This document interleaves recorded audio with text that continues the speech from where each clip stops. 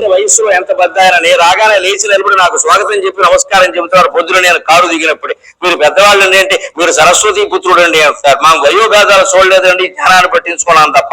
ఇవాళ ఉందా ఆశ్చర్యకరంగా ఉంటుందమ్మా. 20 ఏళ్ళ కూరలు వస్తాడు, నాకు చేయి చాపుతాడు. నాకు షేక్ హ్యాండ్ ఇవ్వడానికి అతనికి ఎంత ధైర్యం ఉండాలండి. అది ఏం సంస్కారం అసలు? నాకు నువ్వు చేయి చాపుతావు, నేను నీ గర్ల్ ఫ్రెండ్ అనా బాయ్ ఫ్రెండ్ అనా? నాకు చేయి చాపుతావా? నా వయస్సు ఏమిటి, నీ వయస్సు ఏమిటి, నువ్వు నాకు చేయి చాపుతావా? నీ చేతులు నేను ముట్టుకోవాలా? అవసరమా? అది ఎప్పుడు కడిగావో నాకు తెలుసా? గట్టిగా మాడతాను ఖచ్చితంగా. చేతులు చాపకూడదు ఎవరికి. నమస్కారం చేయాలి, మన సంస్కారం అది. ఖచ్చితంగా నమస్కారం చేయాలి, అలవాటు చేసుకోండి ముందు. అది కొన్ని మన వయస్సు వాడైతే వేరే విషయం.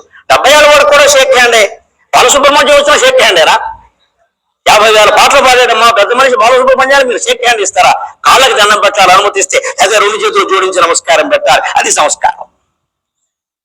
అబ్బాయి ఎవడు కనపడితే వాడికి షేక్ హ్యాండ్ ఇవ్వడం, వాడు భుజమే చేయడు, సెల్ఫీ దిగడం, వాడు మూతిలో మూతెట్టి. పెద్దవాళ్ళకు సెల్ఫీ దిగుతావా? అదే అవసరం. ఈ మొహం కోడిగుడ్డేది, ఆ మొహం కోతి మొహం అయింది కదా. ఇంత చేస్తే ఆ సెల్ఫీలో ఒక్క మొహం సరిగ్గా రాదని కోడిగుడ్డు మొహాలే వస్తాయి. ముందు ఇది నేర్చుకోవాలండి. పెద్దవాళ్ళు ఈ గంట వయస్సులో పెద్దవాళ్ళు ఆడ మగ ఎవరు కనపడినా సరే 2 చేతులు జోడించి నమస్కారం చేయాలని, చేయి చాపకూడదు పొరపాటును కూడా. ఇది మన సంస్కారమే కాదు, మన పద్ధతి కాదు, విదేశీ పద్ధతి అది. ఎందుకంటే వాళ్ళు చచ్చిపోతారమ్మా, వాళ్ళ చలి దేశాలు. లండన్ లో చలి, అమెరికాలో చలి, ఆస్ట్రేలియాలో చలి, జీవితం అంతా చలి వాళ్ళకి. ఆ చలికి ఏమిటంటే ఎదురువాడితో చేయగలపగానే కాస్త వెచ్చగా ఉంటుంది. మనకు ఆ సమయం వెచ్చదంతా పుచ్చిపోతున్నట్టు. మనది ఉష్ణ దేశం. అందుకే బాగా బిగుతుగా ఉండే దుస్తులు, సాక్స్ వేసేసి, షూ వేసేసి మనం ఉండకూడదు, అలాగే చచ్చిపోతాం అన్యాయంగా. మనది ఉష్ణ దేశం. మనకి వేసవికాలం, వర్షకాలం, శీతకాలం ఇన్ని ఉండవు. 2 కాలాలు ఉంటాయి. ఒకటి వేసవికాలం, 2 పోయే కాలం. మన వాతావరణమే ఉష్ణ దేశం. ఇక్కడ మనం అంతసేపు వేడికి తగిన పరిహారం చేసుకోవాలి కానీ చలికి పరిహారం చేయాల్సిన కర్మ మనకి లేదు. ఈ దేశంలో చలి ఇప్పుడు అంత దారుణంగా ఉండదు. మన ధర్మం ద్వారానే అర్థం సంపాదించాలి. ముందు నేర్చుకోవాలి. మీరు విద్యార్థులందరూ ఇక్కడి నుంచి ఫస్ట్ ఇయర్ వాళ్ళు ఉన్నారు, చివరి సంవత్సరం వాళ్ళు ఉన్నారు, రేపు పొద్దున ఇంజనీర్లు అవుతారు, రకరకాల వృత్తుల్లో ప్రవేశిస్తారు. MBA విద్యార్థులు సంప్రదాయ పద్ధతిలో గజ్జలు మోగిస్తూ నాకు స్వాగతం చెబుతుంటే సరస్వతి మాత నా ముందు నిలబడిందని ఆనందించాను. ఒక సాంకేతిక విశ్వవిద్యాలయంలో ఇటువంటి సంస్కారవంతమైన స్వాగతాన్ని నేను ఆశించలేదమ్మా. నేను పొంగిపోయాను నిజంగా. ఇవాళ నా దేశం బతుకుంది అనుకున్నాను నేను ఆ విద్యార్థులు. చాలా చోట్ల మనుషులను చూసి నా దేశం పోయింది అనుకున్నా. ఇవాళ వాళ్ళని చూస్తే నా దేశం బతుకుంది, ఇంకా నేను మాట్లాడాలి, నా దేశం బతుకుంది కదా. మన సంస్కృతిని బతికించుకోవాలి, మన సంస్కారాన్ని బతికించుకోవాలి. అందుకే ఈ విగ్రహాలు ఊరికే దండేసి పారిపోవడానికి కాదు. ఇక్కడ ధర్మాన్ని సాధించాలి, ధర్మంగా అర్థం సంపాదించాలి. ధర్మంగా సంపాదించిన అర్థంతోనే 3 కామం అంటే లైంగిక వాంఛ కాదండి, పొరపాటు పాట. అన్ని కోరికలు వస్తాయి. ఓ పాట రాయాలని కోరిక, పాట వినాలని కోరిక, పాట మీద మాట్లాడాలని కోరిక, ఇవన్నీ కామం కిందకే వస్తాయి. కామ వాంఛ వేరు, కామం వేరు. కామ వాంఛ అంటే అర్థం వేరు, కామం వేరు. కామం అంటే జస్ట్ కోరిక అంతే. ఏదో కోరుకుంటుందండి. కోరిక లేకుండా మనిషి ఎలా ఉంటాడు? తప్పేం లేదు. కానీ ఆ కోరికలు ఎలా తీర్చుకోవాలి? అర్థం. డబ్బు కావాలి కదా కోరికలు తీరాలంటే. ఆ డబ్బు ఎలా రావాలి? ధర్మం. మన సంస్కృతి గొప్పదనం చూడండి. మూలం. మీ కోరికలు బాగానే ఉన్నాయి, కోరికల నుంచి మూలాలకు వెళ్ళండి. అర్థం. డబ్బు కావాలి, దానికి మూలంలోకి వెళ్ళండి. ధర్మం. అంటే నువ్వు ఏ కోరిక తీర్చుకున్నా ఇది ధర్మమా కాదా అని ఆలోచించాలి. ఇవాళ అలాగే ఆలోచిస్తున్నావా? మనం అంతా ప్రైవసీ పేరు మీద రకరకాలుగా సెల్ ఫోన్లు, స్మార్ట్ ఫోన్లు ఇష్టం వచ్చినట్టుగా వాడుతున్నాం. తల్లిదండ్రి అడగడానికి కూడా వీల్లేదు. ఏమంటే ప్రైవసీ 16 ఏళ్ళ గుంటకి ప్రైవసీయా? వాళ్ళు ఎవరు చూడడానికి వీల్లేదా? రాత్రి 11 అయినా స్మార్ట్ ఫోన్ కట్టరా? పైగా తల్లిదండ్రులు ఎవరో వచ్చి కట్టేరా అంటే ఓకే అమ్మా అంటాడు వీడు. ఓకే అమ్మా అన్న మమ్మీ అదొకటి కదా, ఓకే మమ్మీ అంటాడు. ఈ మమ్మీ గారు డాడీ గారు వీరిని నమ్మి వెళ్ళిపోతారు. అప్పుడు దుప్పటి మూసి కడతాడు. ఆ దుప్పట్లోంచి ఒక దివ్యకాంతి కనబడుతుంది.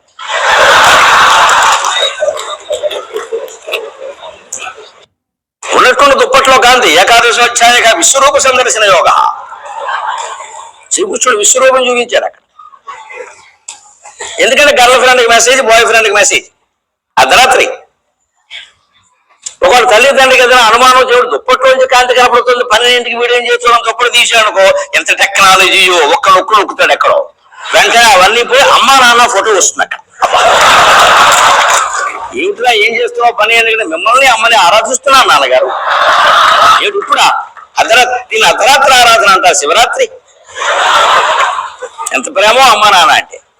అమ్మా నాన్న ఫోన్ చూడడానికి వీల్లేదు, అమ్మా నాన్న ఫోన్ మాట్లాడడం తగ్గించమని అనడానికి వీలు. నిన్న పేపర్లో మీరు చూసుంటారమ్మా, ఫోన్ వాడొద్దని తల్లి చెప్పినందుకు పిల్ల ఆత్మహత్య చేసుకుందమ్మా. జస్ట్ 9వ తరగతి అమ్మాయి, 9వ తరగతి అమ్మాయి అంటే 13 ఏళ్ళు దాటలేదమ్మా ఆ పిల్లకి. ఆ తల్లి దుఃఖం ఎలా ఉంటుందో ఆలోచించండి. ఇంత చేసి ఆ తల్లి చేసిన నేరం ఏమిటి అంటే, అస్తమానం ఫోన్ పట్టు కూర్చుంటున్నావు, చదువు లేదు ఏం లేదు, పైగా చెడిపోతామని బెంగారు ఏడుస్తూ చెప్పింది ఆ తల్లి. వెంటనే బలవల మరణం, 14 ఏళ్ల పిల్ల. అంటే ఏదైనా అంటే చచ్చిపోవడమేనా, ఇంకో మార్గం ఏం లేదా? మనకి ఆధునిక తరంలో ఇప్పుడు కనపడుతున్నటువంటి సినిమాల కారణంగా, టీవీ సీరియల్స్ కారణంగా మనకు చూస్తున్నది ఏమిటి అంటే, అయితే చంపేయి లేకపోతే చచ్చిపో, ఏదో ఒకటి. హత్య, ఆత్మహత్య, ఈ రెండు తప్ప వేరే పరిష్కారాలు కనపడదు. కానీ మన సంస్కృతి ఎన్ని పరిష్కారాలు చెబుతుందో ఇవాళ తెలుసుకుంటాం మనం. చాలా పరిష్కారాలు ఉన్నాయి, చాలా దుఃఖాలు తట్టుకోవచ్చు, చాలా చాలా ఆందోళనలు తట్టుకోవచ్చు. 9 మంది సంతానానికి అంది నా తల్లి. నేను 9వ వాడిని.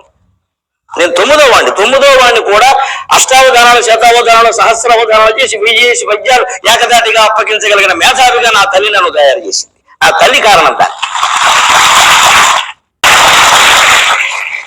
ఆవిడ ఇంజనీరింగ్ చేయలేదు, మెడిసిన్ చేయలేదు, కనీసం 10వ తరగతి చదవలేమ్మా. నా తల్లి 3వ తరగతి చదివి మానేసింది. 9 ఏళ్ళప్పుడు పెళ్లి అయింది. మా నాన్నగారికి 11 ఏళ్ళు. వారికి 9 మంది సంతానం కలిగారు. మా నాన్నగారు 64 ఏళ్ల వయస్సులో పోయారు. నా తల్లి 91 ఏళ్ళు బతికింది. కానీ ఆ 91 ఏళ్ళు ఆవిడ చూడని దుఃఖం లేదమ్మా. 9 మంది పిల్లల్లో 5గురు ఆవిడ కళ్ళ ముందే వెళ్ళిపోయారు. రోగాల కారణంగా, రకరకాల కారణంగా 5గురు వెళ్ళిపోయారు. మిగిలింది 4గురే. కానీ అంత మాత్రం చేత ఆవిడ ఆత్మహత్య చేసుకోలేదు. మాకు అన్నం పెట్టడం మానేయలేదు, మాకు సేవ చేయడం మానేయలేదు, తను ధైర్యాన్ని కోరుకోలేదు. నాకు అప్పుడు ఆశ్చర్యమైంది. 3వ తరగతిలోనే అందరూ చదువు ఆపేస్తే దేశంలో ఇవన్నీ ఆత్మహత్యలు ఆగిపోతాయి అనుకోండి. మరి నా అనుభవం నాకు ఉంది కదా. ఇవాళ బీటెక్ చేశాం, ఎంటెక్ చేశాం, సంసారంలో కానీ లేదా ఉద్యోగంలో కానీ చిన్న సమస్యలుగా తట్టుకోలేకపోతున్నా. బెళ్ళేసేసుకుంటున్నాం. ఇక్కడ తల్లి మందలించకూడదు, తండ్రి మందలించకూడదు, ఉపాధ్యాయుడు ఏమీ అనకూడదు. ఎలా పరిష్కరింపబడతాయండి? దానికి పరిష్కారం ఎక్కడుంది? కోరికలు ఉంటాయి. కోరికలకి మూలం డబ్బు కదా. డబ్బు ధర్మంగా ఉందా లేదా ఆలోచించు. ధర్మంగా నీ దగ్గర డబ్బు లేనప్పుడు ఆ కోరిక తీర్చుకునే ప్రయత్నమే చేయకూడదు. ఏమైనా సరే అది కొనాల్సిందే అని 1,00,000 రూపాయల సోఫా, 2 లక్షల రూపాయల కుర్చీలు పట్టుకెళ్ళి కోటి రూపాయల విల్లా. ఎందుకు విల్లా? అలా విల్లవిల్లాడిపోవడానికి. 2 మనుషులు కలిసి కాపురం చేయడానికి 1 కోటి రూపాయల విల్లా అవసరమా అండి? 1 కోటి రూపాయల విల్లా అవసరమా? గుంటూరుకు చెందిన కవి కరుణశ్రీ జంజాల పాపశాస్త్రి గారు చెబుతాడు, మనుషులు బతకడానికి ఏం కావాలి? ఉండగనొక్క పాకయు పరుండగ చాపయు. ఉండవలసినవి లేనప్పుడు ఏమున్నా ఒక్కటేనయ్యా. ఉండగనొక్క పాకయు పరుండగ చాపయు. రొట్టెలు 1 2 భుజింప. రొట్టెలు 1 2 భుజింప. మరి ఏముండాలండి? పాకుంటే చాలు ఉండడానికి, పడుకోవడానికి చాప ఉంటే చాలు. 1 2 రొట్టెలు ఉంటే చాలంటే మరి ఇంక ఏముంటే సరిపోతుందంటే ఆయన అన్నాడు, ఉండగనొక్క పాకయు పరుండగ చాపయు. రొట్టెలు 1 2 భుజింప. దెంద మలరింపగ శ్రీమతి చింతనుండగా పండుగగాది జీవితము. నీకోసం నేను జీవిస్తున్నా, నీకోసం నేను మరణించడానికి సిద్ధంగా ఉన్నాను. ఒక్క భర్త, ఒక్క భార్య మన తోడుగా ఉంటే సరిపోదండి. నీకోసమే నేనున్నా. అలాంటి భార్యలు, అలాంటి భర్తను మనం సంపాదించగలమా? మన చదువులకు ఉపయోగిస్తుందా? ఇవాళ బస్ స్టాండ్ లో చూసి ప్రేమిస్తున్నాం, రైల్వే స్టేషన్ లో విడాకులు ఇస్తున్నాం. ఎవడో వాన కురుస్తుంటే బండి మీద లిఫ్ట్ ఇస్తే ఈ లిఫ్ట్ మీ అది గుడ్డేం కాదు. వాడు ఇస్తాడమ్మా. 20 ఏళ్ళ అమ్మాయికి వాడు ఏమిటమ్మా నేను లిఫ్ట్ ఇస్తా. 70 ఏళ్ళ ముసలావుడికి ఇమ్మను, ఓ గర్భిణీ స్త్రీకి ఇమ్మను. వాడి తత్వం బయటపడుతుంది. అయ్యా మనకి ఎక్కలా. నేను అక్కడ నుంచుంటే లిఫ్ట్ ఇచ్చాడు, నాకు అయిపోయింది, అంతే పడిపోయింది. ఓ సెల్ ఫోన్ కొని ఇచ్చాడు, పడిపోయింది. తండ్రి ఎన్ని చేశాడు, తల్లి ఎన్ని చేసింది, అవి గుర్తురావు. వయసులో ఉన్న అమ్మాయిల్ని, వయసులో ఉన్న అబ్బాయిల్ని ఆకట్టుకుందుకు రకరకాల భాష వాడతారు. దానికి పడిపోవడమేనా? మన చదువు అందుకేనా? మనం చదువుకోవాల్సిన విధంగా చదవలేదు, వచ్చిన ఇబ్బంది అది. అందుకని ఆయన అంటున్నాడు, ఉండగనొక్క పాకయు పరుండగ చాపయు. రొట్టెలు 1 2 భుజింప. దెంద మలరింపగ శ్రీమతి చింతనుండగా పండుగగాది జీవితము. భ్రష్ట నికృష్టుల కొలువు చేయుటల్ దండుగగాది. భ్రష్ట నికృష్టుల కొలువు చేయుటల్ దండుగగాది. జీవికి స్వతంత్రత మించిన భాగ్యమున్నదే. స్వతంత్రంగా బతుకు. ఎవరి దగ్గర చేతులు పట్టుకుని బానిసలా ఉండాలని అనుకోకు. నీ ప్రజల మీద నువ్వు బతుకు, నీ తెలుగు మీద నువ్వు బతుకు. అలా బతకాలి. పొందాలంటే మనం ధర్మంగా ఉండాలి, ధర్మం ద్వారానే అర్థం సంపాదించాలి, ధర్మంగా సంపాదించిన అర్థంతోనే కోరికలు తీర్చుకోవాలి. చివరి పురుషార్థం మోక్షం. మోక్షం అంటే ఏదో విచిత్రమైన ఆలోచన రావక్కల. మోక్షం అంటే ఈ దుఃఖాలు బాధలకి మూలమైన ఆలోచనల నుంచి విముక్తి. మోక్షం అంటే ఒకే ఒక్క మాటలో చెప్పాలంటే మనస్సు నశించాలి. మనోక్షయో మోక్ష ఏవ అంటారు వేదాంతాలు. మనోక్షయో మోక్ష ఏవ, ఆలోచనకి అతీతమైన స్థితికి వెళ్ళాలి. భావాతీత ధ్యానం అంటారు. ఈ ఎడతెగని భయంకరమైన ఆలోచనల నుండి విముక్తి, స్వేచ్ఛ. అది ఎంత అందంగా ఉంటుంది, అది ఎంత అందంగా ఉంటుంది. ఎప్పుడు ఏదో ఒక ఆలోచన మన మనస్సును గమ్మేస్తుంది. అసలు ఆలోచనే లేని స్థితిలో మనం ఉండగలమా? ఒక శంకరాచార్య ఉన్నారు, ఒక జిడ్డు కృష్ణమూర్తి గారు ఉన్నారు, ఒక రమణ మహర్షి ఉన్నారు, మన కళ్ళ ముందు ఉన్న మహానుభావులు కూడా ఉన్నారమ్మా. మనం ఎందుకు కూడా లేకపోతున్నాం? అసలు ఆలోచనే లేదు, మన చదువులో ప్రణాళిక లేదు, మన చదువులో పూర్వపు చదువులో ఉంది మోక్షం. అందుకే ఈ 4గింటికి ప్రత్యేకలుగా చూడు. ధర్మంగా ఉండు, ధర్మంగా అర్థాన్ని సంపాదించు, తద్వారా కోరికలు తీర్చుకో. చివరికి కోరికల్లో పడి కొట్టుకోకూడదు. ఎందుకంటే కోరికలు అలాంటివి క్రోటన్ మొక్కలు లాంటివి, అప్పుడప్పుడు అడ్డకత్తెరిస్తేనే అందంగా ఉంటాయి. క్రోటన్ మొక్కలు ఎక్కువ పెరగనేకూడదు, గుబురుగా పెరిగే పావులు వస్తాయి. అందుకని క్రోటన్ మొక్కలు బాగా గోడ దాటి పెరిగితే కత్తిరేసేయాలి. మన కోరికలు కూడా అంతే. నా ఆర్థిక స్థితి, నా మానసిక స్థితి, నా అవసరం లేనప్పుడు నాకు ఎందుకు ఇది కోరిక ఆపేసుకోవాలి. కానీ ఎలాగైనా సరే నేను అనుకుంటే అవ్వాల్సిందే. చివరికి డెత్ కూడా అలాగే అవుతుందమ్మా, అనుకోకుండానే అవుతుంది. ఎందుకు అనుకుంటే అవ్వాలి? అనుకున్నవన్నీ అవ్వండి, అనుకున్నామని జరగవు అన్ని, అనుకోలేదని ఆగవు కొన్ని. జరిగేదంతా మంచికని అనుకోవడమే మనిషి పని. పాత సినిమా పాట, ఎంత గొప్ప పాటో, ఎంత గొప్ప మాట. నువ్వు అనుకున్నంత మాత్రాన అన్ని జరగవు, నువ్వు అనుకోలేదని ఆగవు. కానీ జరిగేదంతా మంచికని అనుకోవడమే మనిషి పని. ఇది జరిగేది మంచిగా జరుగుతుంది, అది అనుకో సరిపోయే. కోపం దేనికి, బాధ దేనికి, ఆందోళన దేనికి? ఇది ధర్మార్థ కామ మోక్ష మార్గం. నేను సరస్వతి విగ్రహానికి ఎందుకు అన్వయం చేస్తున్నానంటే ఆ విగ్రహాన్ని చూడండి. సరిగ్గా ధర్మానికి ప్రత్యేక పుస్తకం ద్వారానే మనకు ధర్మాలు తెలుస్తాయి. అర్థానికి ప్రత్యేక పద్మం, పద్మంలోంచి లక్ష్మీదేవి పుట్టింది. మీరు లక్ష్మీదేవి చిత్రం చూడండి, పద్మంలో కూర్చుని ఉంటుంది. 2 చేతుల్లో పద్మాలు పట్టుకున్నది. పద్మప్రియే పద్మిని పద్మహస్తే పద్మాలయే పద్మదలాయతాక్షి, లక్ష్మీదేవి శ్లోకం అది. పద్మం అంటే లక్ష్మీదేవికి ప్రత్యేక, సంపదకి ప్రత్యేక.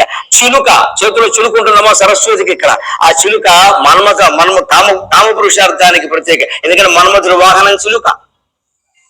ఇక ఈ జపమాల ఉందే మోక్షానికి ప్రత్యేక. నామజపం చేయి, భగవన్నామ జపం చేయి, ఈశ్వర స్మరణ చేయి. నమఃశివాయ నమో నారాయణాయ నమో నారాయణాయ, శ్రీమాత్రే నమః. ఏదైనా పర్వాలా, ఏదో ఒక జపం చేయి. ఆలోచనలు తగ్గాలంటే ఈ జపం చేయాలి. యువకులు అలవాటు చేసుకోవాలి. ఇదేదో 70 అలవాటు చేసేది, 80 అలవాటు చేసేది అనుకోకున్నమ్మా. నాకు 17 ఏళ్లప్పుడు, నేను నా అనుభవం చెబుతున్నా స్వయంగా, 17 ఏళ్లప్పుడు నేను తాడేపల్లిగూడెం కాలేజీలో డిగ్రీ చదువుతూ ఉంటే స్నేహితుల కారణంగా రకరకాల మాటలు వచ్చాయి. మీకు తెలియదే ఉందమ్మా, అప్పట్లో ఉండేవేవో అశ్లీల పదాలన్నీ నోట వచ్చేవి. స్నేహితులు లాంటి వాళ్ళు మాట్లాడుతుంటే నేను మాట్లాడేవాడిని. ఇంట్లో కూడా అలాగే మాట్లాడుతుంటే మా నాన్నగారు కేకరేసారు, బ్రాహ్మణులు ఎటో పుట్టో సిగ్గు లేదు కదా. ఆ మాటలు మాడితే అంతే అంటారు. మరి నాకు ఏం చేయాలో తెలియదు. మా అమ్మని అడిగాను, అమ్మా నాకేవో మాటలన్నీ వస్తున్నాయేమో వాళ్ళ ప్రభావం చేత, నేను ఏదైనా అంటే అదే వస్తుంది ముందంటే, ఓ పని చేయమన్నా నా తల్లి నాకు ఉపాయం చెప్పిందమ్మా. ఇక అశ్లీల పదం పలకాలని అనిపించినప్పుడల్లా నమశివాయ అని తర్వాత పలకమని. ముందు నమశివాయ అని తర్వాత పలుకు. నేను పలకద్దని అన్నల్లా.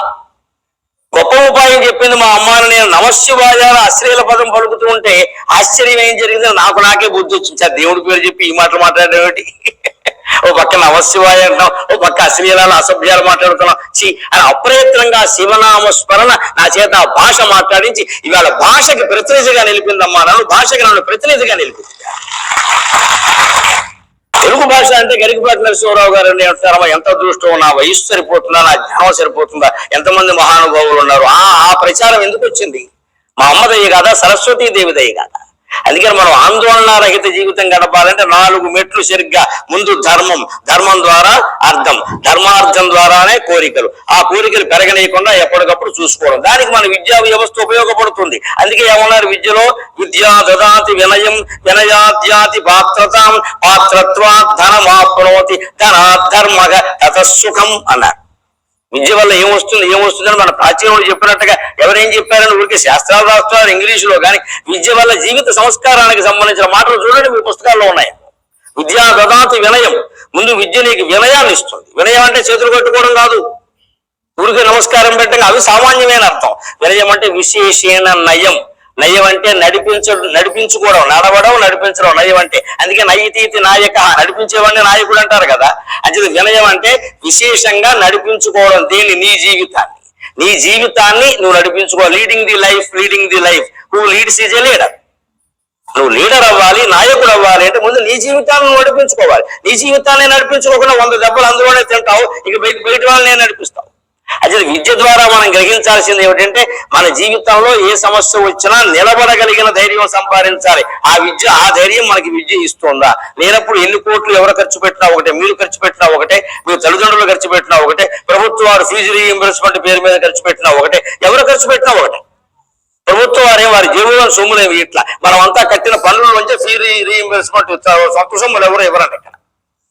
అంటే మన సొమ్మే అయిపోతుంది. కానీ మనకేం దక్కింది? విద్యా దదాతి వినయం. నువ్వు కనుక నీ జీవితాన్ని ధైర్యంగా నడుపుకోగలిగిన అర్హత నువ్వు సంపాదించుకుంటే వినయాద్యాతి పాత్రత అంటే ఎలిజిబిలిటీ. పాత్ర అంటే ఏదో భిక్షాపాత్ర పట్టుకోవటం కాదు. పాత్రత అంటే ఎలిజిబిలిటీ, ఒక యోగ్యతను సంపాదించుకుంటావు. పాత్రత్వా ధనమాప్నోతి. ఆ యోగ్యత ఉంటే నీకు డబ్బు వస్తుంది. ఎలా వస్తుంది? 3-4 రకాలుగా వస్తుంది. వ్యవసాయం ద్వారా వస్తుంది, వ్యాపారం ద్వారా వస్తుంది, ఉద్యోగం ద్వారా వస్తుంది, రకరకాలుగా వస్తుంది. కానీ ఆ యోగ్యత ఉండాలి కదా. వ్యవసాయం చేయాలంటే ఒక యోగ్యత ఉండాలి, వ్యాపారం చేయాలంటే ఒక యోగ్యత. మీరు వ్యాపారస్తులను గమనించండి అమ్మా, ₹1 బిళ్ళ కింద పడితే వాడు మామూలుగా తీరుదాన్ని కళ్ళకట్టుకుంటాడు. మనకి వాడు ₹100 నోటు పడిపోతే దిక్కులేదు, దాన్ని చుట్టేస్తాం సిగరెట్ కింద. మనకి లక్ష్మీదేవి పట్ల గౌరవం లేదు, నోటు పట్ల గౌరవం లేదు. ఇవాళ గౌరవం చూపించే అవకాశం కూడా లేదు. ఎందుకు తెలుసా? మా దగ్గర ఇంకా డబ్బులు ఉన్నాయేమో, కొంతమంది దగ్గర పెద్దవాళ్ళ దగ్గర 500 నోట్లు 2000 నోట్లు ఉన్నాయి. వెనక రద్దు చేయకపోతే 1000-500 కూడా ఉండేవి. ఇప్పుడు చేశారుగా, అవి ఉన్నాయి. కానీ ఇప్పుడు యువతరం దగ్గర నోట్లు లేవు. ఏమున్నాయి తెలుసా? క్రెడిట్ కార్డు నోటు ఉంటుంది, బ్యాంకు ఒకటి, అది పెట్టి షిక్ అని గీకుతారు. ఒకటే గీకడం. సరిగ్గా గీకినప్పుడు మీరు గమనించండి ఎటువంటి సౌండ్ వస్తుంది. సరిగ్గా తిరుపతిలో గుండు గీసేటప్పుడు నాటు పెడతారు, షిక్ అదే సౌండ్ వస్తుంది. అంటే క్రెడిట్ కార్డు నువ్వు వాడావు అంటే క్షవరం అయిపోయినట్టే లెక్క. కొండమంగలి పని తిరుక్షవరం. ఎందుకంటే ఎంత గీకావో తెలియదు. నువ్వెంత గోకావో షాపు వాడెంత గీకాడు. పైగా వాడు లోపలికి పెట్టగల ఈ మధ్య జరుగుతున్న మాయ మీ దృష్టికి వచ్చే ఉంటుంది. నేను చెప్పక్కల్లా, మాకంటే మీరు విద్వాంసులే కదా. ఇందులో శుభ్రంగా అందులో ఉండే పాస్వర్డ్స్ అన్ని గ్రహిస్తున్నారు. వాళ్ళు లోపల టెక్నాలజీ బ్రహ్మాండంగా ఉంది. లోపలికి తీసుకెళ్తాడు, స్వైపింగ్ అంటాడు. ఏపింగ్ అంటే మొత్తం స్వీపింగే. లాగే ఓ అత్తముక్క వాడు సృష్టించాడు జపాన్ లో కూర్చొని. మొత్తం మన బ్యాంక్ అకౌంట్ అయితే వెళ్ళిపోయింది అందులోంచి. ఈ కార్డుల వల్ల ఈ టెక్నాలజీ పెరిగి ఇంత ప్రమాదం అవుతుంది. అలాగని టెక్నాలజీని ఆపేస్తాం, పొరపాటండి. కూరగాయలు కోసుకుంటూ కత్తుకుంటే ఇంట్లో ఎవడో పేక నరుకుతాడంటే పేక నరుకుతాడని కత్తి కొనుక్కోవడం మానేస్తావా? కూరగాయలు కత్తి లేకుండా ఎలా దొరుకుతుంది? టెక్నాలజీ ఉండవలసిందే, దాని అభివృద్ధి జరగాల్సిందే. కానీ దాన్ని ఎలా వినియోగించాలనే సంస్కారం మనం నేర్చుకోవాలి. ముందుగా సంస్కారవంతులం కాకుండా సాంకేతిక ప్రజ్ఞ ఉంటే లాభం లేదు. దాన్ని సాంకేతిక విశ్వవిద్యాలయ విద్యార్థులు ముందు గ్రహించాలి. అందుకు మీకు మోక్షగుండం విశ్వేశ్వరయ్య గారే పెద్ద ఉదాహరణ. ఆయన ఇంజనీరింగ్ లోనే ఆయా కళాశాలలో చదివిన వాళ్ళు, ఆయనకు తెలిసిన వాళ్ళు, ఫస్ట్ వచ్చిన వాళ్ళకి ఆయన బహుమతి ఇచ్చేవాట. ఫస్ట్ వచ్చిన విద్యార్థికి ఆయన ఆ రోజుల్లో 116 ఇచ్చారండి. ఆ రోజుల్లో నేను చెప్పేది ఎప్పుడు 100 ఏళ్ల క్రితం మాట. ఆ రోజుల్లో 116 అంటే చాలా ఎక్కువ ఉండేది, చాలా ఎక్కువ. ఎకరం పొలం ₹50 ఉండేది. 2 ఎకరాల పొలం ఇచ్చినట్టు లెక్క. ఆ 116 ఇచ్చాడు. ఇస్తే ఈ విద్యార్థిని రమ్మన్నట్టు, రేపు పొద్దున్న 10 గంటలకు మా ఇంటికి రారా అబ్బాయి, నీకు 116 ఇస్తాను అన్నట్ట. ఈ విద్యార్థి ఆ పనులు ఈ పనులు చూసుకుని నెమ్మదిగా ఇస్తారులే ఏమవుతుందిలే అని 11కి వెళ్ళాడు. ఆయన 10 గంటలకి సరిగ్గా ఆయన క్రమశిక్షణ అండి. ఆయన వచ్చి చూశాడు అక్కడ 10 గంటలకు ₹100 116 అక్కడ పెట్టుకుని కవర్ అక్కడ పెట్టుకుని విద్యార్థి కుర్రాడు కదా ఆశీర్వదిద్దాం, 2 మంచి మాటలు చెబుతాం అని ఆయన కూర్చున్నాడు. అతని కోసం ఒక కుర్చీ సిద్ధం చేశాడు. కూర్చుంటే 10 గంటల నుంచి 10:15 వరకు చూశాడు. ఆయన ఫోన్లే కుర్రాడు కదా ఏదో ఆలస్యం అవుతుందని రాలేదు. 10:15 మరి ఆయన పనులు ఆయనకున్నాయి. ఆయనకు ఒక అపాయింట్మెంట్ ఇచ్చాడు. ఆయన మరి ఆ మాట ఆయన తప్పదు కదా. ఆయన వెళ్ళిపోయాడు. 11కి వచ్చాడు. ఈ కుర్రాడు వచ్చాక తెలిసి ఆయన వచ్చాక ఈ కవర్ లోపలికి పెట్టుకెళ్ళాడు. మళ్ళీ పట్టుకొచ్చాడు, ఇచ్చేసాక కుర్రాడు చూసుకో అన్నాడు. చూసుకోండి. మీరు ఇచ్చారు, నేను ఇవ్వడం కాదు, వెర్రిమోహం ఆ లెక్క చూసుకోవాలని చెప్పాడు. చూశాడు, అందులో 58 ఉన్నాయమ్మా, 116 లేవు. అప్పుడు వెంటనే వాడు వెర్రిమోహం వేశాడు, 58 ఉన్నాయన్నాడు. గంట లేటుగా వచ్చినందుకు పనిష్మెంట్ పో అని చెప్పాడు. ఇది నేర్చుకోవలసిన సంస్కారం. అంతేగాని బయటికి వెళ్ళి మనం ఏం ప్రచారం చేస్తాం? పిసిని కొట్టే 116 ఇస్తానని 58 ఇచ్చాడు. అలాగే ఉంటారు. నువ్వు గంట ఎందుకు ఆలస్యంగా వెళ్ళావు? గంట అంటే 60 నిమిషాలు. 60 × 60 ఎన్ని వందల సెకండ్లు అండి. సమయం ఎంత గొప్పది. సమయం పోతే వస్తుందో, సంపదలు పోతే వస్తాయి. కానీ ఆరోగ్యం పోయినా వస్తుంది, ఆనందం పోయినా వస్తుంది, సంపదలు పోయినా వస్తాయి. సమయం పోతే రాదే. మరి ఆ సమయానికి మనం ఇస్తున్న విలువ ఏమిటి? ఎంత చదువుతున్నావు, ఏం తిరుగుతున్నావు, ఏం కాలక్షేపం చేస్తున్నావు ఆలోచించుకోవాలి కదా. టైం పాస్ అంటారు ఏమిటి? టైం పాస్ చేయదగిన విషయం టైం. పుట్టిన టైం పాస్ చేస్తే టైం ఫెయిల్ అయినట్లు లెక్క. టైం పాస్ కాదు, టైం ఫెయిల్ అయింది. దాన్ని సద్వినియోగం చేస్తేనే అయినట్టు. అంటే ఇప్పుడు సాంకేతికతకి తగిన సంస్కారం లేకపోతే దెబ్బతింటాం.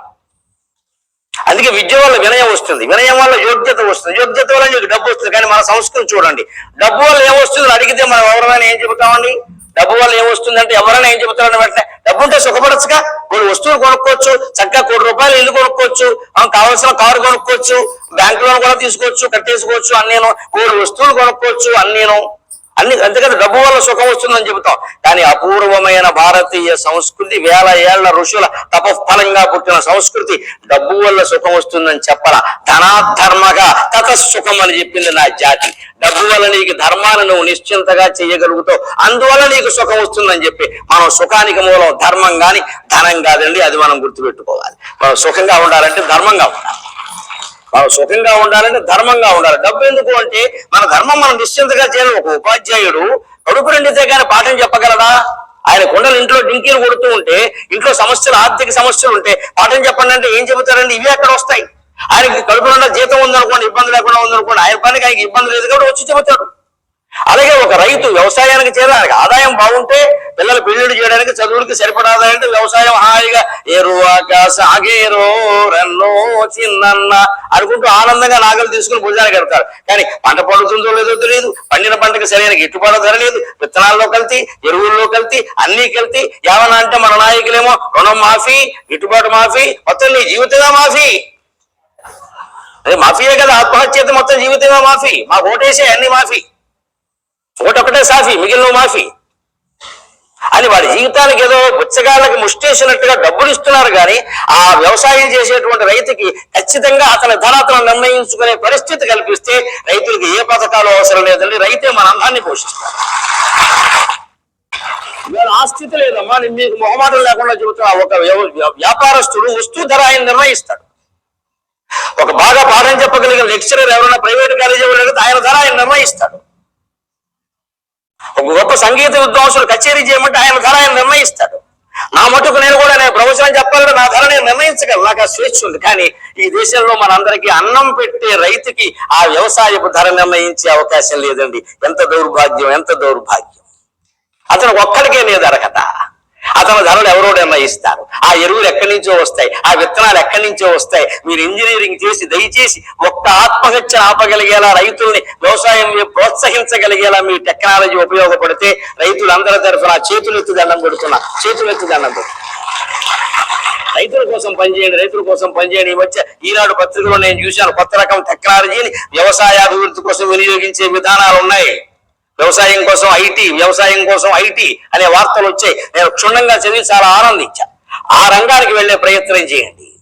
అందుకని వ్యవసాయం అంతా పక్కన పెట్టేసి మనం ఎక్కడో సిటీలో కూర్చుందాం, అమెరికాలో ఉందాం, ఆస్ట్రేలియాలో ఉందాం, మన బతుకులు మనం చూసుకుందాం. ఇవాళ బ్రహ్మాండంగా చదువుతున్నారమ్మా, చదువులకు లోటేం లేదు. కానీ ఏమవుతుందో తెలుసా, అందరూ విదేశాలు వెళ్ళిపోతారు. ఇవాళ ఉద్యోగాల కోసం వెళ్ళేవారు పూర్వం, ఇప్పుడు చదువు కోసం కూడా పెడుతున్నారు. అందుకే మేము అనుకుంటున్నాం, ట్రంప్ వచ్చాడు మన దేశాన్ని ఉద్ధరించడానికి. ఇక ఎవడో వెళ్ళరు, ఇక్కడే ఉంటాడు. ఇంకా ట్రంప్ దగ్గరికి వెళితే దొంప తగ్గిపోవడం ఖాయం. మా బాగా వచ్చాడు, ఇంకా బిగిస్తే మన దేశం బాగుపడుతుంది. లేకపోతే ఇక్కడ కాస్త చదువు బాగా ఉండి ర్యాంక్ సంపాదిస్తే చాలు, వాళ్ళు స్టేట్స్ వెళ్ళిపోతారు. ఇక్కడ మరి ఇక్కడ ఈ దేశం ఏమవ్వాలండి? ఉన్నవాడు ఉన్నతోద్యోగి స్టేట్స్ లో, లేనివాడు గల్ఫ్ లోన కూలి. ఒళ్ళు మండి ఒక అవధానంలో చెప్పాను నేను భారతదేశం పరిస్థితి గురించి. ఉన్నవాడు ఉన్నతోద్యోగి స్టేట్స్ లో, లేనివాడు గల్ఫ్ లోన కూలి. బద్ధకస్తులెల్ల భారతాంబిక పాలు. బాగా తెలివితేటలు ఉన్నవాడేమో అమెరికా వెళ్ళిపోతాడు, ఆస్ట్రేలియా వెళ్ళిపోతాడు.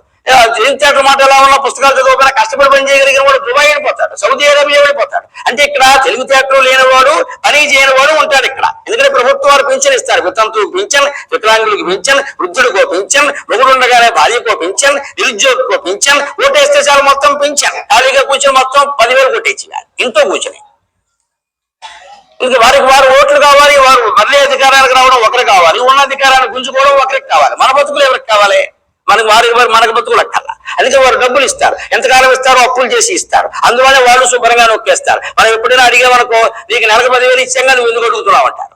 ఆ డబ్బులు మనం పుచ్చుకున్నామంటే మనకు అడిగే అర్హత లేదు. ఇంకా అంచేది మీ విద్యార్థులు ప్రధానంగా దృష్టిలో పెట్టుకోండమ్మా. నిరుద్యోగ భృతి ఇస్తే మొహాన్న కొట్టండి. అదే మీ వ్యక్తిత్వం, మాకు అక్కర్లేదే చెప్పండి. మొహాన కొట్టండి. నా బతుకు నేను బతుకున్నా, నా కాళ్ళ మీద నేను నిలబడగలను. నువ్వు నాకు 2,000 3,000 ఇవ్వాల్సిన పని లేదు, నువ్వే దిగు, నీకే 3,000 ఇస్తామని చెప్పండి. పింఛన్ కావాలంటే దిగమనండి, మనమే ఇద్దాం పింఛన్ 3,000 పెట్టి. అది అది కాదండి ఆలోచించాల్సిన విధానం. వాళ్ళు ఎవడో మనం పుచ్చుకోవడం ఏంటండి, బీటెక్ చదివింది ఎంటెక్ చదివింది ముష్టెత్తుకోవడానిక? మన కాళ్ళ మీద మనం నిలబడాలి, మన కాళ్ళ మీద మనం నిలబడాలి. అందుకే మన సంస్కృతి ఏం చెబుతుందో సరస్వతి సాక్షిగా ధనాధర్మక, నీకు ధనం వల్ల నీకు ధర్మాన్ని నిర్వహించే ధైర్యం వస్తుంది, ఖచ్చితంగా ధైర్యం వస్తుంది. నాకు సరిపడింది నేను సంపాదించుకున్నానండి, మొహమాటం లేకుండా చెబుతాను. నేనేం పేదవాడిని కాదమ్మా, నేను మధ్యతరగతి కూడా కాదు, భగవంతుడి దేవుళ్ళు బాగానే ఉన్నాను, నాకేం ఇబ్బంది లేదు. నా ఇద్దరు కొడుకులకు నేను స్పష్టంగా చెప్పాను, 20 ఏళ్ళు దాటగానే ఇద్దరిని కూర్చోబెట్టి చెప్పా, ఇంతవరకే సంపాదించింది ఇది మీది, మిగిలింది ఏదైనా ఉంటే మీ అమ్మ నేను జలసా చేస్తాం, అడగడానికి వీల్లేదని చెప్పాను. మా ఇష్టం, మేము దొరుకుతామండి అంతే చెప్పి, ఇంతకు మించి నేను సంపాదించను. ఇతర ప్రవచనకర్తలు ఇతర అవధానాలతో పోల్చి నన్ను ఇబ్బంది పెట్టద్దు, నేను ఇంతే. నా కొడుకులు ఎదురు నేను అదృష్టవంతుడు, బంగారు కొండలు, మిమ్మల్ని ఇది మాత్రం సంపాదించమని మేము అన్నామా, సుఖంగా ఉండండి నాన్నగారు అన్నారు. అది కూడా అలా నేను అలాగే పెంచాం మా ఇద్దరిని కూడా. వాళ్ళు ఆత్మవిశ్వాసంతో ఉన్నారు, మీ ఉద్యోగాలు మీరు చూసుకోండి, మీ పనులు మీరు చేసుకోండి, నేనేదో చేస్తాను ఆశించద్దు. ఏవో 2 ఇళ్ళు ఉన్నాయి, 2 ఎకరాల పొలం ఉంది, అది మీకే, మేమేం చేసుకుంటాం చాలని చెప్పాను. ఆ ధర్మం, ఆ ధనం అలా నాకు ఉండబట్టి నేను ఇవాళ నా ధర్మాన్ని నిస్సంకోచంగా ధైర్యంగా చేస్తున్నా. మీకు మొహమాటాలు ఏమైనా ఉంటే పొద్దున్న 6:30కి ఏబిఎన్ ఆంధ్రజ్యోతి చూడండి, లలితా సహస్రం వ్యాఖ్యానం, సామాజిక వ్యాఖ్య పేరు మీద రాజకీయ విషయాలు, ఆధ్యాత్మిక విషయాలు, సామాజిక విషయాలు, సాంసారిక విషయాలు అన్ని మొహమాటం లేకుండా మాట్లాడుతున్నా. ఎవరికి భూమండలం మీద ఎవరికి నేను భయపడను, భూమండలం మీద ఎవరి ముందు నేను సూత్రుడు శాసనం, ఈ అమ్మవారి ముందు తప్ప. నేను భగవంతుడు నమ్ముతాను. నాకు ఆ ధైర్యాన్ని నా విద్య ఇచ్చింది. ఎంఏ ఎంఫిల్ పిహెచ్డి కాదమ్మా, సహస్రావధానం కూడా కాదు. నేను నేర్చుకున్న అధ్యాత్మ విద్య, నేను నేర్చుకున్న యోగ వాసిష్టం, నేను నేర్చుకున్న భగవద్గీత నాకు ఆత్మవిశ్వాసాన్ని ఇచ్చింది, పరమాత్మ విశ్వాసాన్ని ఇచ్చింది. మీ విద్యతో పాటు మీరు భగవద్గీత చదవాలి, అధ్యాత్మ విద్య నేర్చుకోవాలి. అప్పుడు జీవితంలో ప్రశాంతంగా ఉండగలుగుతారు, దేన్నైనా సరే తేలిగ్గా తీసుకోగలుగుతారు. అందుకని ధన ధర్మక తతసుఖం అన్నారు. అలా ఉండాలంటే మీరు విద్యార్థులు 1వ సంవత్సరం 2వ సంవత్సరం వాళ్ళు కూడా ఉన్నారు కాబట్టి చెబుతున్నా, చదివేటప్పుడు దృష్టి కేవలం బట్టి పట్టడం మీద, మార్కులు తెచ్చుకోవడం మీద పెట్టకండి. మూలాన్ని పట్టుకోండి, మూలాన్ని పట్టుకోండి, మూలంలోకి వెళ్ళండి. వెనక ఒక గురువు గారు ఉండేవాడు, ఆయన చాలా మందికి ఆయుర్వేదం నేర్పేవాడు, మెడిసిన్. అప్పట్లో అడవుల్లో నేర్పేవారు విద్యలు. ఎందుకంటే అడవుల్లో ఏదో శుభ్రంగా చెట్ల కింద కూర్చుంటారు, చెట్ల కింద చదువు అని ఆక్షేపించక్కల. చెట్ల కింద ఎందుకు నేర్పేవారు అంటే సూర్యరశ్మి నేరుగా విద్యార్థి శిరస్సు మీద పడాలి. ఆ పడ్డం కూడా ఎలా పడాలి, ఎండలో మాడిపోయినా పడకూడదు, ఆకుల సందుల్లోంచి కొమ్మల సందుల్లోంచి పడాలి. అందుకే గుండు గీసేవారు, పిలక పెట్టేవారు, ఊరికే పెట్టలేదండి అక్కడ పూర్వకాలం విద్యార్థులకి. ఆ ఆకుల సందుల్లోంచి కొమ్మల సందుల్లోంచి సూర్యరశ్మి పడాలి. నేరుగా మన మెదడు మీద సూర్యరశ్మి పడితే మెదడు వికసిస్తుంది. అలాగని ఎండలో నిలబడ్డామనుకో ఉన్న మెదడు మాడిపోతుంది. అందుకని చెట్ల కిందే చదువులు చెప్పేవారు. అందుకే వానాకాలం చదువు అంటారు పెద్దవాళ్ళని గమనించారు. వానాకాలం సెలవు ఇచ్చేవారు, ఎందుకంటే చెట్ల మీద వాన కురుస్తుంది. చదువు చెప్పడం పెద్ద తాటాకు పుస్తకాలు తడిచిపోతాయి. అందుకని వానాకాలం సెలవు ఇచ్చేవారు. అందుకే సెలవుల్లో ఎవరు చదివేవాళ్ళు కాదు, అంతే కదా. ఇప్పుడు వేసవకాలం చదువు కింద లెక్క, చదివేవాళ్ళు కాదు. అందుకే ఎవరన్నా చదువురాని వాళ్ళకు ఉంటే మాదేముందమ్మా వానాకాలం చదువు అని, అంటే వానకాలం చదివే అవకాశాలు తక్కువ ఆ రోజుల్లో చెట్ల కింద. ఆ రోజుల్లోనే బ్రహ్మదత్తుడు అనే ఆయుర్వేద విద్య నేర్పి 10 మంది విద్యార్థులను చేర్చుకున్నాడు. మేనేజ్మెంట్ కోట, ₹1,00,00,000 ఈ గొడవలప్పుడు లేవు. 10 మంది అంటే 10 మంది, ఆయన 10 మందికే చెప్పగలడు. ఆయన వాళ్ళ ఆవిడ 10 మందికే వండి పెట్టగలదు. ఇక్కడ ఇంకే కుదరదు. ఇక్కడ అడ్మిషన్లు ఇచ్చేస్తే ఫీజు రీయింబర్స్మెంట్లు ఏమీ లేవు అక్కడ. ఆ రాజులు ఆ ప్రభుత్వాలు కల్పించుకోరా, 10 మందికి నేర్పాడు. 10 సంవత్సరాలు నేర్పాడు తెలుసా. ఎంబీబీఎస్ ఇప్పుడు కూడా మీరు హౌస్ సర్జన్ అన్ని కలిపితే 9 ఏళ్ళు పైన అవుతుంది. 10 ఏళ్ళు నేర్పాడు. 10 ఏళ్ళ లెక్కలు నేర్పాక వెళ్ళిపోతున్నారు. ఓ పరీక్ష పెట్టాడు, ఒకటే పరీక్ష 10 ఏళ్ల తర్వాత. ఇప్పటిలాగా యాటా టెస్ట్ కాదు, వారం డైలీ మంత్లీ టెస్ట్ కాదు, డైలీ టెస్ట్ కూడా వచ్చింది. గర్భిణీ స్త్రీకి కూడా ఇన్ని పరీక్షలు లేవు. వాడు చదివేదేమో LKG, వాడికేమో ఇన్ని పరీక్షలా. వాడు ఇంత చేస్తే వాడు చదివేది LKG, వాడు వీపు మీద 10 kg, వాటర్ బాటిల్ లీకేజీ, చద్దన్నం ప్యాకేజ్, ఇల్లు గెలిచేవాడు. వాడు బతుకంతా లీకేజీ అయ్యి ఒక్కటే పరీక్ష పెట్టాడు 10 ఏళ్ల తర్వాత. ఏమిటో తెలుసా, వైద్యం నేర్పాడు కదండి. వైద్యం అంటే ఆకుల నుంచి తయారు చేసే రసాలే కదా, మెడిసిన్ కదా. అందుకని విద్యార్థులను పిలిచి, అబ్బాయి మీరందరూ అడవులోకి వెళ్ళండి, శుభ్రంగా తిరగండి. వైద్యంలో ఏ రోగానికి పనికిరాని మందు ఆకు ఏదైనా ఉంటే, పనికిరాని ఆకు అస్సలు పనికి రాకూడదు, దేనికి దాని ఉపయోగం ఉండకూడదు, అటువంటిది పట్టుకుని ఉన్నారు. అది పరీక్ష. విచిత్రం కదా, పనికొచ్చేదాన్ని కదా, పనికిరాని దాన్ని. వెంటనే పనికిరాని దాన్ని కదా పట్టుకురమ్మన్నారు. గురుగారు పోడు దొరుకుతాయి, చెత్త చెదారం పిచ్చాకు చాలా ఉన్నాయి, పట్టుకో. పైకి ఈయన సరదాకి ఏమన్నాడు, ఒరే ఎన్ని ఆకులు పట్టుకొస్తే అన్న మార్కులు రాలని. ఇంకా ఆకులు పెట్టి మార్కులు శుభ్రంగా. ఒకడో శుభ్రంగా 2 చేతులలో పట్టుకుని వెళ్ళాడు, ఇంకో 2 జేబులో నెక్కలేసుకెళ్ళాడు, ఒకడేమో పెద్ద యూరియస్ నుంచి వేసుకెళ్ళాడు, ఒక రకంగా 2 ఏట్ల బండి వేసుకెళ్ళాడు. వాళ్ళు అడుగుతుంటే గురువు గారు అడిగాడు, ఒరే బండి ఎందుకు రా అన్నాడు. పనికిరా ఆకులు పట్టుకురానకండి అన్నాడు. బాబు అవి పనికిరావు, నువ్వు పనికిరావు, తర్వాత తిరుగుతాం, ముందు ఎడమన్నాడు. వెళ్ళాడు, అడవంతా తిరిగాడు. ముందు బండి వాడు వచ్చాడు, పనికి రెండు చాలా దొరికేవాడికి. మొత్తం గణపతి పూజ అనుకున్నాడు వాడు, వినాయక చవితి పూజ అనుకుని మొత్తం పట్టుకొచ్చాడు ఇక్కడ నక్షత్ర పూజ. అవన్నీ అక్కడ పోసాడు. ఏమిటంటే పనికిరావు, నాకు పనికిరావు దొరికాయి, నీకు 10 ఏళ్ళు చదివేవా, సరే కానీ అన్నాడు. తర్వాత ఈ యూరియా సంచి వాడు వచ్చాడు, వాడు సంచి నిండా పట్టుకొచ్చాడు. వాడు ఇంకో 2 జేబులు వాడు వచ్చాడు, వాడు 2 జేబులు పట్టుకొచ్చి నిండా పట్టుకొచ్చాడు. పనికిరావు అని చెబుతాడు. చివరికి ఒకడు 2 ఆకులే పట్టుకొచ్చాడు. ఏమిట్రా ఈ విడాకులు అండి, ఎంతకంటే పనికిరాని నాకు కనపడలేదు. 2 ఆకులు అంటే విడాకులే కదా, దీని పేరు విడాకులు అండి, ఇంతకంటే పనికి వాళ్ళని నాకు కనపడలేదు. చివరికి ఒకడున్నాడు, ఒకటే పట్టుకొచ్చాడు ఆకు. ఏమిట్లా అక్కడ పొగాకండి, ఇదే కండి పనికి వాళ్ళింది అన్నాడు. దీనివల్లే కదా మొత్తం ఊపిరితిత్తులు క్యాన్సర్ వచ్చి నాశనం అవుతున్నారు, నాకు పనికిరా నాకు ఇదండి అన్నాడు. ఆశ్చర్యకరంగా అప్పుడు ఒక్క విద్యార్థి వచ్చాడండి, ఒక్క విద్యార్థి, అతని పేరు జీవకుడు. అతను ఏమీ తీసుకురాలా, ఒట్టి చేతులతో వచ్చాడు, దిగుడు మొహంతో ఉన్నాడు. వెంటనే ఈ గురువు ఆయన అడిగాడు, ఏమిట్రా అబ్బాయి నువ్వు ఒక్కటి కూడా తెలదంటే క్షమించండి గురువర్య, నాకు పనికిరాని ఆకు ఏది అడవి మొత్తం మీద కనపడలేదండి, అన్నీ పనికొచ్చేవేనండి అన్నాడు. మిగిలిన శిష్యులు నోరు వెళ్ళబెట్టారు. గురువు కూడా ఒక్కసారి ఆశ్చర్యాన్ని నటించి, ఆయనకి ఆశ్చర్యం కాదు, ఆయన ఆశ్చర్యించే సమాధానమే ఇది. ఆయనకు ఆశ్చర్యం కాసేపు నటించి, ఒరే అన్నీ పనికొచ్చేవి అని ఎలా కనిపెట్టేవరా నువ్వు అన్నాడు ఆయన. మీరు విద్య నేర్పినప్పుడు మాతో రోజు ఒక ప్రార్థన చేయించేవారండి వైద్య విద్యార్థుల చేత, ఆ ప్రార్థన అర్థం అదే కదండి అన్నాడు. అమంత్రం అక్షరం నాస్తి నాస్తి మూలం అనౌషధం అయోగ్య పురుషో నాస్తి ప్రయోగస్తత్ర దుర్లభగా, ఇది ప్రార్థన వైద్య విద్యార్థుల చేత. ఏమిటో తెలుసా, అమంత్రం అక్షరం నాస్తి, మంత్రం కాని అక్షరం లేదు. తెలుగులో ఉండే 56 అక్షరాలు, సంస్కృతంలో ఉండే 50 అక్షరాలు, క్రైస్తవ మతం లోతుల్లోకి వెళ్ళి పరిశీలిస్తే ఇంగ్లీష్ లో ఉండే 26 అక్షరాలు మంత్రాక్షరాలేనమ్మా. ఎవరిని మనం తక్కువ అంచనా వేయక్కల్లా. ఎవరి మంత్రాలు వారికి ఉన్నాయి, ఎవరి సిద్ధి వారికి ఉంది, ఎవరి జపం వారికి ఉంది. అన్ని మతాలు గొప్పవి, మనం సాధించాల్సిందల్లా సామరస్యమే.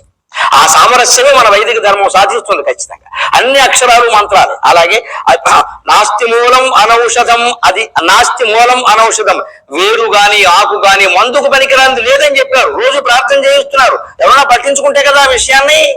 మనం రోజు ప్రార్థన చేస్తాం. హై స్కూల్ భారతదేశము నా మాతృభూమే, భారతీయులందరూ నా సహోదరులు, బహుళమైన సుసంపన్నమైన, దీనికి అర్థం ఒక్కడికి తెలియదు. భారతీయులందరూ నా సహోదరులు అంటారు, మరి పక్కన ఉన్న అమ్మాయికి లవ్ లెటర్ రాస్తారు. మరి అందరూ సహోదరులు అయితే లవ్ లెటర్ రాయకూడదు కదా. అదెందుకంటే అలా చేయమని హెడ్ మాస్టర్ కొడతారు కాబట్టి వీటి ప్రార్థన చేస్తాడు, దానికి అర్థం అక్కర్లేదు. భారతదేశంలో జన్మభూమి అంటాడు, అమెరికాలో ఉద్యోగం చేస్తాడు. మరి జన్మభూమికి ద్రోహం కదా. ఉద్యోగం చేస్తే వేరే విషయం, అంటే చదువు కూడా అక్కడేనా? ఆ మాత్రం చదువు మన దగ్గర లేదా? లేకపోతే సాధించుకోలేమా? చివరికి మొత్తం అన్ని విదేశాలంటే మనం బానిసలైపోవా, మళ్ళీ అమెరికా వాడు వచ్చి పెత్తనం చేయడం, బ్రిటిష్ వాడు పోతుంది. అందుకోసం మనం చదువుకోవాలి. అందుకే ఆ మంత్రం కాని అక్షరం లేదు, వైద్యానికి పనికిరాని ఆకు లేదు. అలాగే ఇంకొక మాట చెప్పాడు, అందరూ ఆత్మవిశ్వాసంతో ఉండడానికి అయోగ్య పురుషో నాస్తి, పనికిరాని మనిషి కూడా ప్రపంచంలో లేడు అని చెప్పిందండి మన చదువు, మన విద్యా వ్యవస్థ.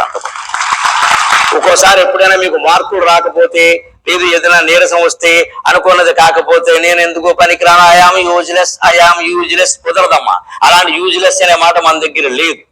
యూజ్లెస్ నువ్వు అనుకుంటున్నావు అంటే అర్థం ఏమిటంటే, నువ్వు దేనికి ఉపయోగపడతావో నీకు తెలియడం లేదు. కాస్త ఓపిక పడితే ఉపాధ్యాయులు చెబుతారు, మాపోటిగాడు ఎవడన్నా చెబుతాడైతే కాస్త ఆలోచిస్తే దేనికి పనికొస్తావో నీకే తెలుస్తుంది. అసలు దేనికి పనికిరాని మనిషి సృష్టిలో పుట్టడు, అది లెక్క. పనికి రాకపోతే పుట్టడాన్ని కారణ జన్ములు అంటారు. కారణ జన్ములంటూ ప్రత్యేకంగా ఉండరు, ఎందుకంటే కారణం లేనిదే జన్మే లేదు. ఏదో కారణం లేకుండా జన్మ ఉండదండి. కారణ జన్ములు ఏమిటి అర్థం లేనమాట. ఇది ప్రసిద్ధులైన వాళ్ళ పట్ల గౌరవంగా వాడతారు, కానీ కారణం లేనిదే జన్మ లేదు అసలు. అందుకని మనం అందరం ఏదో ఒక కారణం కోసం పుట్టాం. వసువు అధికారి ఎందుకు పుట్టాడు? 1000 మందిని చంపడానికి పుట్టాడు, వాడు కారణ జన్ముడు. వాడి కారణం వాడుకో, అటువంటి వాడిని ఏం చేయాలి? వేసేయాలి. అందుకని వాడి టేబుల్ దగ్గర పిలిచి టీ ఇస్తే చర్చిస్తే వాడితో 5 రోజులు పెట్టాను. అది తమో గుణం, వాడు వేసేయాలంటే వాడు కారణ జన్ముడు కాదు, వాడి కారణం వాడుకుంది. ఇమ్రాన్ ఖాన్ ఎందుకు పుట్టాడు? సైన్యం చేతుల్లో బానిసలాగా ఉండి పరిపాలన చేయడానికి పుట్టాడు, వాడి కారణం వాడుకుంది. మన ప్రధానమంత్రి ఎందుకు పుట్టాడు? గుండెలు అదిరిపోయారా జైషీ మహమ్మద్ మీద దాడి చేయడానికి పుట్టాడు, ఆయన కారణం ఆయన. గుండెలు అదిరిపోయారా దాడి జరిగిందండి, దానికి వివరాలు అడుగుతున్నాం కానీ మనం నమ్మడం లేదే వ్యవహారాన్ని. దేశాన్ని గురించినటువంటి వివరాలు, ప్రాచీన చరిత్ర, ప్రాచీనం కూడా అట్లా ఇందిరాగాంధీ నుంచి ఇప్పటి వరకు జరిగిన హిస్టరీ చదివినా మీకు విషయాలు తెలుస్తాయమ్మా. ఎవరు చెప్పకల్లా. ఈ ప్రసంగానికి అది వస్తువు కాదు కాబట్టి నేను చెప్పట్లా, లోపల చాలా పాఠం ఉంది. ధైర్యం కలిగిన మనిషి ఉండాలి కేంద్రంలో, ధైర్యం కలిగిన మనిషి ఉండాలి, దమ్ము చూపించే మనిషి ఉండాలి, పారిపోయే మనిషి ఉండకూడదు. ఇక్కడ ఉండబట్టే జరిగింది. అక్కడ తోక ముడిచారు మొత్తం వెళ్ళి. ఇక్కడ బంధించినటువంటి మన అభినందనలు 24 గంటలు తిరగకుండా విడిచిపెట్టారండి. అదే కార్గిల్ యుద్ధం జరిగినప్పుడు మీకు తెలియదమ్మా, యువతరానికి మేము పడ్డాం బాధ. మాకు సన్నిహితులు నచికేత, వాళ్ళ అత్తగారు మామగారు మా శ్రీమతికి పక్కన చక్కని స్నేహితులు వాళ్ళు. వాళ్ళ అత్తగారు మా శ్రీమతికి మంచి స్నేహితురాలు ఆవిడ. వాళ్ళ అల్లుడమ్మా నచికేత బంధించారు. వారం రోజులు చిత్రహింసలు పెట్టారండి కార్గిల్లో 2002లో. అంత తేలిగ్గా జరగలేదు. ఇప్పుడు ఎందుకు జరిగింది? మొత్తం ప్రపంచం అంతా తిరిగి విదేశీ పర్యటనలు చేసి ఏకాకిం చేశారు పాకిస్తాన్. దాంతో దారికి రాక తప్పలేదు. నిన్న పత్రికలు మీరు చూస్తుంటారు, మరోసారి భారత్ లో జవాన్ల వధ జరిగితే యుద్ధమే జరుగుతుందని అమెరికా వాడు హెచ్చరించాడు. పాకిస్తాన్ మనం హెచ్చరించాలి, అమెరికా వాడు హెచ్చరించాడు. దెబ్బకి దారికి రాక ఏమవుతాడండి? మనోధైర్యం. మనం బీటెక్ చదివామా, ఎంటెక్ చదివామా, పిహెచ్డీ చేసావా, జీవితంలో చిన్న సమస్యలు ఎదుర్కోలేకపోతే ఎందుకంటే మన పిహెచ్డీ, ఎందుకని ఎంటెక్? అందుకని ఆ విద్యార్థి అన్నాడు, పనికిరాని మనుషులు ఏదండి, వైద్యానికి పనికిరాని ఆకులు ఏదండి అంటే అప్పుడు ఆ గురువు చాలా ఆనందించి, నువ్వు రా విద్యార్థి అంటే, వీళ్ళందరూ ఏవో పట్టుకొచ్చారు కదా, దేనికి పనికొస్తాయో చెప్పాలి. క్లాస్ ఎగ్జామినేషన్ వెంటనే ఉత్తరేణి ఆకు తీశాడు, ఒప్పంలో తీశాడు, దంతధావనానికి పనికొస్తుందండి అన్నాడు. గన్నేరాకు తీశాడు, దేనికో పనికొస్తున్నాడు. అలాగా అతిసారానికి ఆకు మారేడాకు తీశాడు. మారేడాకు ఎందుకు పనికొస్తుంది తెలుసా? చెమ్మ హరించడానికి పనికొస్తుంది. చెమ్మ ఎక్కడైనా తడి ఉంటే 4 మారేడు దళాలు వేస్తే చెమ్మ పీల్చేస్తుంది. అందుకే శివాలయాల్లో మారేడాకు వేస్తారమ్మా. శివుడికి మారేడాకు ఇష్టం అంటే అది అర్థం. మన సంస్కృతి అంత గొప్పది. మనం ఏమనుకుంటాం, 4 ఆకులు ఇష్టం అంటే 400 ఆకులు వేస్తే ఇంకెంత ఇష్టమో, 1,00,000 పచ్చ వేస్తే ఇంకెంత ఇష్టమో. మొత్తం శివుడు మునిగిపోయాడు. ఇక్కడ నీకు మిఠాయిని ఇష్టం అనుకుందాం తల్లి, నీకు 1 మిఠాయిని పెడితే తింటావు, 2 లడ్డూలు పెడితే తింటావు, 6 పెడితే లడ్డు పెట్టి నన్ను కొట్టావు, మొత్తిపోతావు. శివుడికైనా అంతే. మారేడాకు ఓవర్ యాక్షన్ చేయకూడదు, 1,00,000 కోటి వేయకూడదు, అజ్ఞానం. అక్కడ శివాలయంలో అభిషేకం జరుగుతుంది. అభిషేకం జరిగితే ఎప్పుడు నీళ్లు ఉంటాయండి. ఆ నీళ్లున్న చోట చెమ్మ ఉంటుంది కదా. లింగం దెబ్బతినకుండా, విగ్రహం దెబ్బతినకుండా మారేడాకులు వేయమంటారు. మనం ఏం చేస్తాం? Over action. శివుడికి మారేడాకులు వేసాయి, 1 కోటి వేసాయి, 2 లారీలు పోసాయి, చందాలు వసూలు చేసాయి, మెగా పార్టీ పెట్టాయి, పిలిచాయి, గరికపాటి వారు పిలిచాయి, శివ మహిమ మాట్లాడు మనం. ఇలా ధైర్యం మొత్తం ఆధ్యాత్మిక వ్యవస్థ. శివుడికి మారేడాకులు ఎందుకు ఇష్టం, విష్ణువుకి తులసి ఎందుకు ఇష్టం, మన బ్రెయిన్ ఆలోచించదు. తులసి ఇష్టం, తోసేయి అంతే. తులసి ఎందుకు ఇష్టమో తెలుసా? విష్ణువుకి పరిశోధన అంటే చెబుతున్నాం. మీ సాంకేతికతలో మీరు పరిశోధన చేయండి. మూలంలో గల్లో తులసి ఎందుకు విష్ణువుకి ఇష్టం అంటే, విష్ణువుకి అభిషేకాలు చెయ్యరు, అందరికీ చేసేస్తున్నాం మనం. అతి అలవాటై చేయకూడదు. విగ్రహానికి అభిషేకం చేయకూడదు, లింగ రూపానికి అభిషేకం చేయాలి. అభిషేకం ఎందుకు అంటే పోసిన నీళ్ళన్నీ జారిపోవాలి. ఎందుకో తెలుసా? జీవితం అర్థం కావడానికి. వచ్చింది ప్రతిదీ పోతుంది. 2 ఏళ్ళప్పుడు పిల్లాడు నడుస్తాడు. అప్పుడు ఏమంటారు? ఆ పిల్లాడిని చూసి, మా అబ్బాయి అప్పుడే నడిచేసాడు, విధులకు వెళ్ళిపోతున్నాడు, పట్టుకెళ్ళిపోతున్నాం అంటుంది తల్లి ఆనందంగా. ఈ 2 ఏళ్ల వాడికి 70 ఏళ్ళు రాగానే వాళ్ళ కోళ్ళు ఏముంటుంది? మా మామగారికి పక్షవాతం వచ్చింది, బయటికి వెళ్ళట్లేదు, వచ్చినాడకే పోయింది. ఈ 2 ఏళ్ల కురాడికి అంతకంటే ముందు మాట వచ్చినప్పుడు ఏమైంది? తల్లితో అత్త అని 5 మాట్లాడాడు. వెంటనే తల్లికి ఆనందంగా మా వాడికి మాట వచ్చేసింది, అత్త అంటున్నాడు అని చెప్పేసింది. అందరికీ అరిసెలు పంచి పెట్టేసింది. మళ్ళీ వచ్చిన మాట ఏమైంది? వీడికి 80 ఏళ్ళు రాగానే వాళ్ళ కోళ్ళు ఏమంది? మా మామగారికి మాట పోయింది, అన్ని సౌజ్ఞలే, వచ్చిన మాట పోయింది. అంతకంటే ముందు మాట రావడం కంటే ముందు స్పృహ వచ్చింది. గుర్తుపడుతున్నాడు, తల్లిని గుర్తుపట్టాడు, మనసులో ఉండి చిన్నపిల్లాడు. మేనమామను గుర్తుపట్టాడు, వెంటనే తల్లికి ఆనందమే. వాడు అందరినీ గుర్తుపట్టేస్తున్నాడు. వాళ్ళ మావయ్య రాగానే మావయ్య పలకరించి, ఎందుకు పలకరించడం? మా మేనమామను పలకరిస్తాడు. ఎవడన్నా కూతురుంది కదా ఇస్తాడు, పెళ్లి చేస్తాడు. లేకపోతే ఎందుకు పలకరిస్తాడు? అందుకే వాళ్ళ మావయ్యను పలకరించాడు అని సంతోషించింది. ఈ వచ్చినటువంటి వాడికి పిల్లాడికి 90 ఏళ్ళు దాటగానే వాళ్ళ కోళ్ళు ఏమందండి? మా మామగారికి చూపు కూడా లేదు, ఎవరు చేస్తున్నారో కూడా తెలియదు అంటే ఆలోచించండి. వచ్చిన నడక పోయింది, వచ్చిన మాట పోయింది, వచ్చిన చూపు పోయింది, వచ్చినవన్నీ పోతాయి. అందుకే శివలింగానికి అభిషేకం చేస్తే నీళ్ళన్నీ జారిపోతాయి, అన్ని జారిపోతాయి. బీ ప్రిపేర్డ్, సిద్ధంగా ఉండు. ఇది అభిషేక తత్వం, ఇది శివాలయం లక్ష్యం, ఇది అభిషేకం. ఏదొచ్చినా పోతుంది. పశు నీళ్ళని పోతున్నాయిగా. అలాగే విష్ణువు దగ్గర పోవాలి, కానీ విగ్రహం అక్కడ. అందుకే ఆయనకి దండలు వేస్తారు. ఇలాంటి దండలు వేస్తే ఇబ్బంది ఏమిటో తెలుసా? నాకు నియమం, నేను పూలదండ మెళ్ళలో వేసుకోను. 10 ఏళ్ళు ఏది నేను వేసుకుని మానేశాను. ఎందుకో తెలుసా? మీకు తెలియదు, ఆ బాధ మాకు తెలుసు. వీరమాల, జయమాల పట్టుకొచ్చి వేస్తాను. వాటిలో పురుగులు ఉంటాయేమో మాకు తెలుసు. మొత్తం మెడ చుట్టూ చేరి కుట్టేస్తూ ఉంటాయి. నేను ఇక్కడ మాట్లాడుతుంటే లోపల వాటిపైన అవి చేస్తాయి. నేను మాట్లాడవద్దు, నాకు తెలుసు అనుభవం. అందుకే నేను దండ వేసుకోను.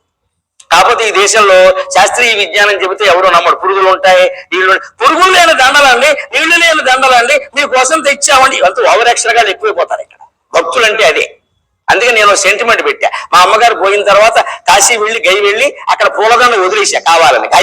గైలు ఏదో వదిలేస్తారు. ఈ దేశంలో సెంటిమెంట్ కు లొంగుతారు కానీ సైంటిఫిక్ గా లొంగరు.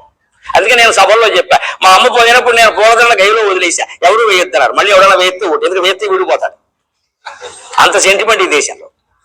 విచిత్రం అండి, మనుషులు శాస్త్రీయ విజ్ఞానం చెబితే అర్థం కాదు. అందుకే ఇవాళ మీరు నేర్చుకోవాల్సింది, నా పిల్లలుగా భావించి చెబుతున్నా, మీరు ఈ టెక్నాలజీని పల్లెటూళ్ళలోకి తీసుకెళ్ళండి, వాళ్ళ భాషలో చెప్పండి, వాళ్ళకి అర్థమయ్యేలా చెప్పండి. శాస్త్రీయ విజ్ఞానం ఈ దేశంలో చాలా అవసరం అమ్మా, చాలా అవసరం. ఒక స్వామీజీని గౌరవించినంత గొప్పగా ఒక శాస్త్రవేత్తను గౌరవించగలిగినాడు భారతదేశం బాగుపడుతుంది, భారతదేశం బాగుపడుతుంది. ఒక ఇంజనీర్ అంటే చెయ్యొచ్చు నమస్కారం పెట్టాలమ్మా. వాడా ఇంజనీరా, ఎంత సంపాదిస్తావు, ప్యాకేజీ ఎంత? ఇంజనీర్ అంటే ప్యాకేజీయా? ఇవాళ ఇంజనీర్ అంతే, అంతేనండి. ప్యాకేజీ ఎంత? ప్యాకేజీ ఏ కంపెనీ? వాడు ఏదో అన్నాడు అనుకో, యాపిల్ కాదా, జాంపడు దొరకలేదా? యాపిల్ ఏంటి? టీసీఎస్ అన్నారు. టీసీఎస్ కాకుండా టీసీఎస్ లేదా? కొంచెం కష్టపడాల్సింది. అంటే ఉద్యోగం, ప్యాకేజీ. ఇంజనీరింగ్ అంటే ప్యాకేజీయా? ఇంజనీరింగ్ అంటే ఒక మోక్షగుండం విశ్వేశ్వరయ్య.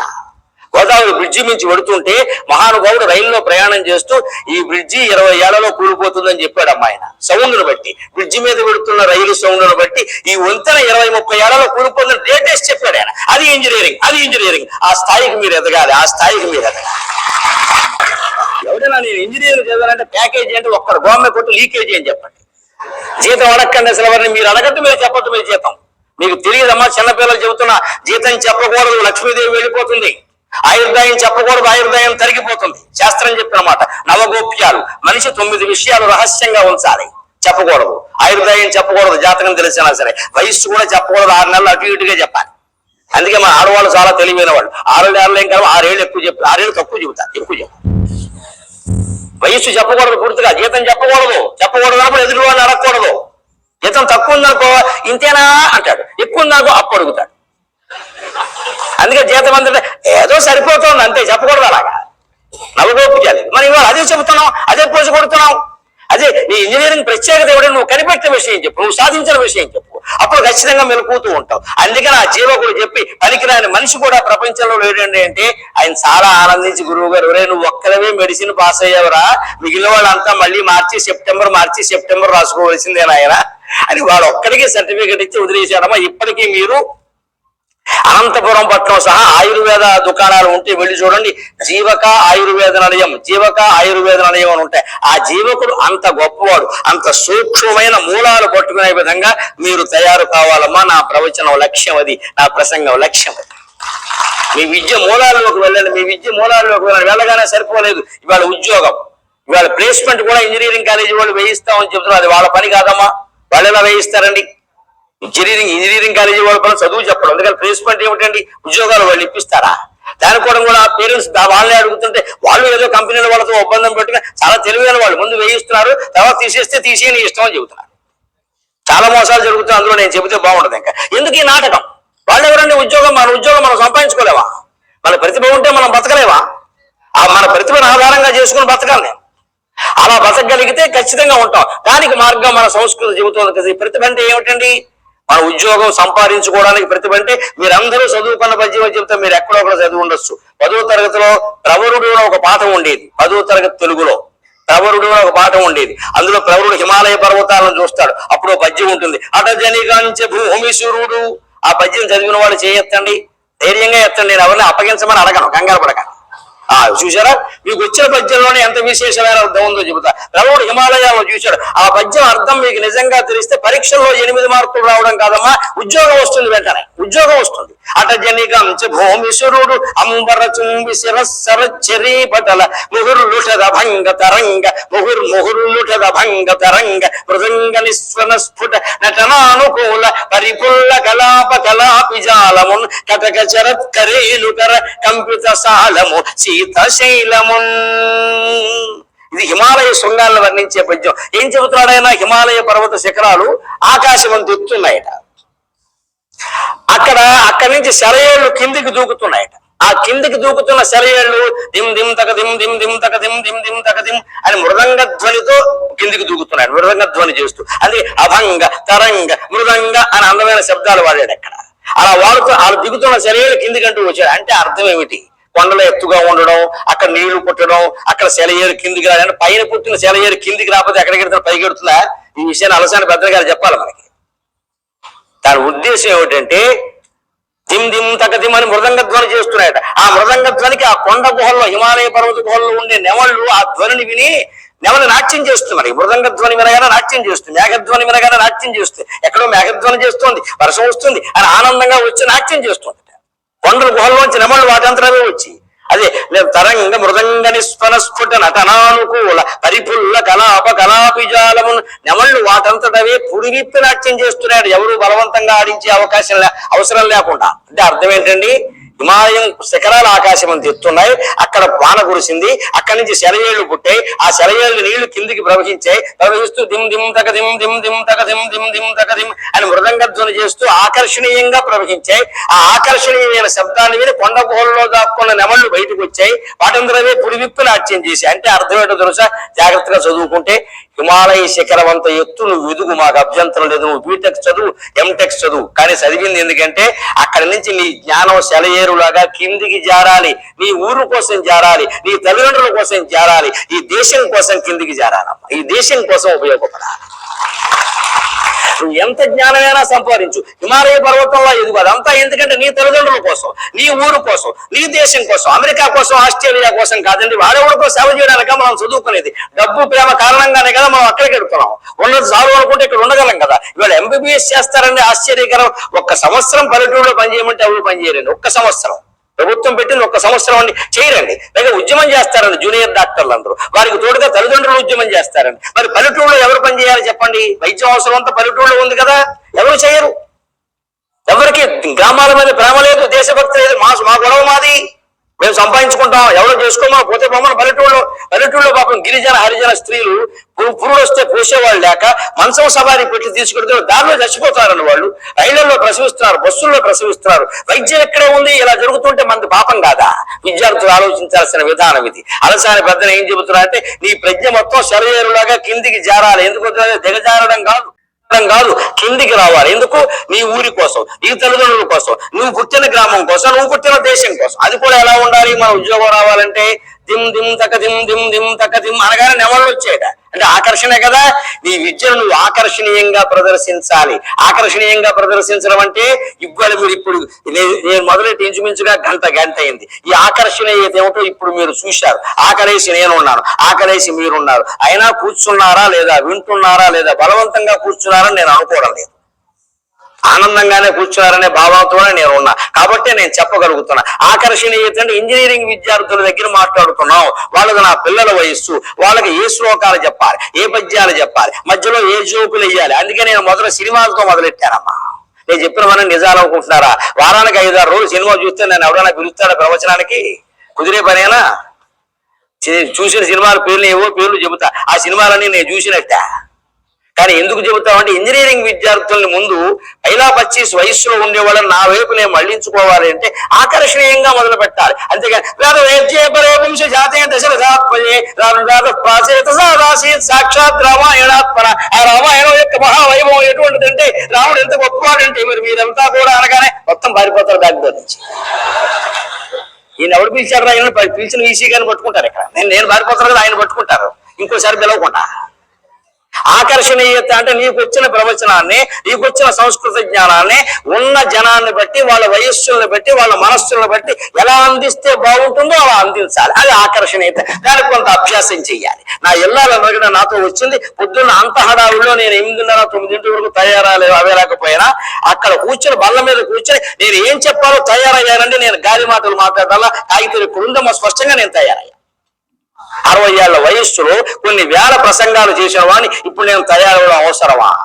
కానీ బాధ్యత బాధ్యత బాధ్యత. We are paid for it. మనం మర్యాదలు చేస్తున్నారు. ఏసీ ఫస్ట్ క్లాస్ లో తీసుకొచ్చారు మమ్మల్ని, సకల మర్యాదలు చేస్తున్నారు. ఇక్కడ మేము ఊరికే ఏం చెప్పట్లేదు. ఇక్కడ వారి ఆ ప్రసంగానికి మనం న్యాయం చేయాలి. మాస్టర్ వచ్చారు, మా పిల్లలకి మంచి మాటలు చెప్పారు, సంతోషించాలి. కాలక్షేపం చేశారు అనుకోకూడదు. అంటే నాకు బాధ్యత ఉండాలి. అందుకని నేను హోటల్లో కూర్చొని అరగంట తయారయ్యాను. నాకు పూర్వమే బాగా విషయాలు తెలుసు కాబట్టి ఏమి చెప్పాలి, 20 విషయాలు రాసుకున్నా. అందులో 12 ఎంపిక చేసుకున్నా. 12 చెబుతున్నాను ఏదో రకంగా. కొన్ని ఒకటి రావచ్చు, ఇంకోటి రావచ్చు. మొత్తమైన ప్రయత్నం చేస్తున్నాం. ఇది తయారవ్వడం. విద్యార్థి తయారవ్వాలి, ఉపాధ్యాయుడు తయారవ్వాలి. అందుకని మన ప్రసంగాన్ని, మన ఇంజనీరింగ్ వృత్తిని, మన వైద్య వృత్తిని, దేన్నైనా సరే మనం ఆకర్షణీయంగా మార్చాలి. కొత్త ఇంజనీరింగ్ టెక్నిక్స్ మీరు కనిపెట్టాలి. వ్యవసాయంలో కానీ, వ్యాపారంలో కానీ, బిల్డింగ్ భవనాల నిర్మాణంలో కానీ, వంతెనల నిర్మాణంలో కానీ, అలాగే ముఖ్యంగా ఇవాళ పర్యావరణం ప్లాస్టిక్ దారుణంగా తయారవుతోంది వినియోగం. ప్లాస్టిక్ కాకుండా ఈ సీసాలన్నింటికీ ప్రత్యామ్నాయంగా పర్యావరణాన్ని పాడు చేయింది ఏదైనా మీరు కనిపెట్టగలిగితే జాతి మొత్తం మీకు రుణపడి ఉంటుందమ్మా. జాతి రుణపడి ఉంటుంది. ఇవాళ అత్యవసరమైన సమస్య. నేను కూడా ఇక్కడ ఉపయోగిస్తున్నాను కానీ ఎప్పటికప్పుడు బాధపడుతున్నా, ఇది మార్చగలిగితే బాగుండేది, ఇది మార్చగలిగితే బాగుండేది. కానీ నేను ఒక చోట కార్యకర్తలకు చెబుతాను, కానీ వాళ్ళు ఏమిటంటే నా ఎందు అతిభక్తి వాళ్ళు ఏం చేస్తారు, స్టీల్ గ్లాసు జగ్గు పెట్టారు, వెండి చెంబు పెట్టేస్తున్నారు అక్కడ. ఇప్పుడు నేను బాగానే ఉంటాను, ఆ వెండి చెంబు తర్వాత ఏమవుతుంది, ఈ ఇబ్బందులు ఉంటాయి. అందుకే నేను వద్దులే బాబు చెబుతాను. ఇవి మార్చేయగలిగితే ఎంత బాగుండేదండి.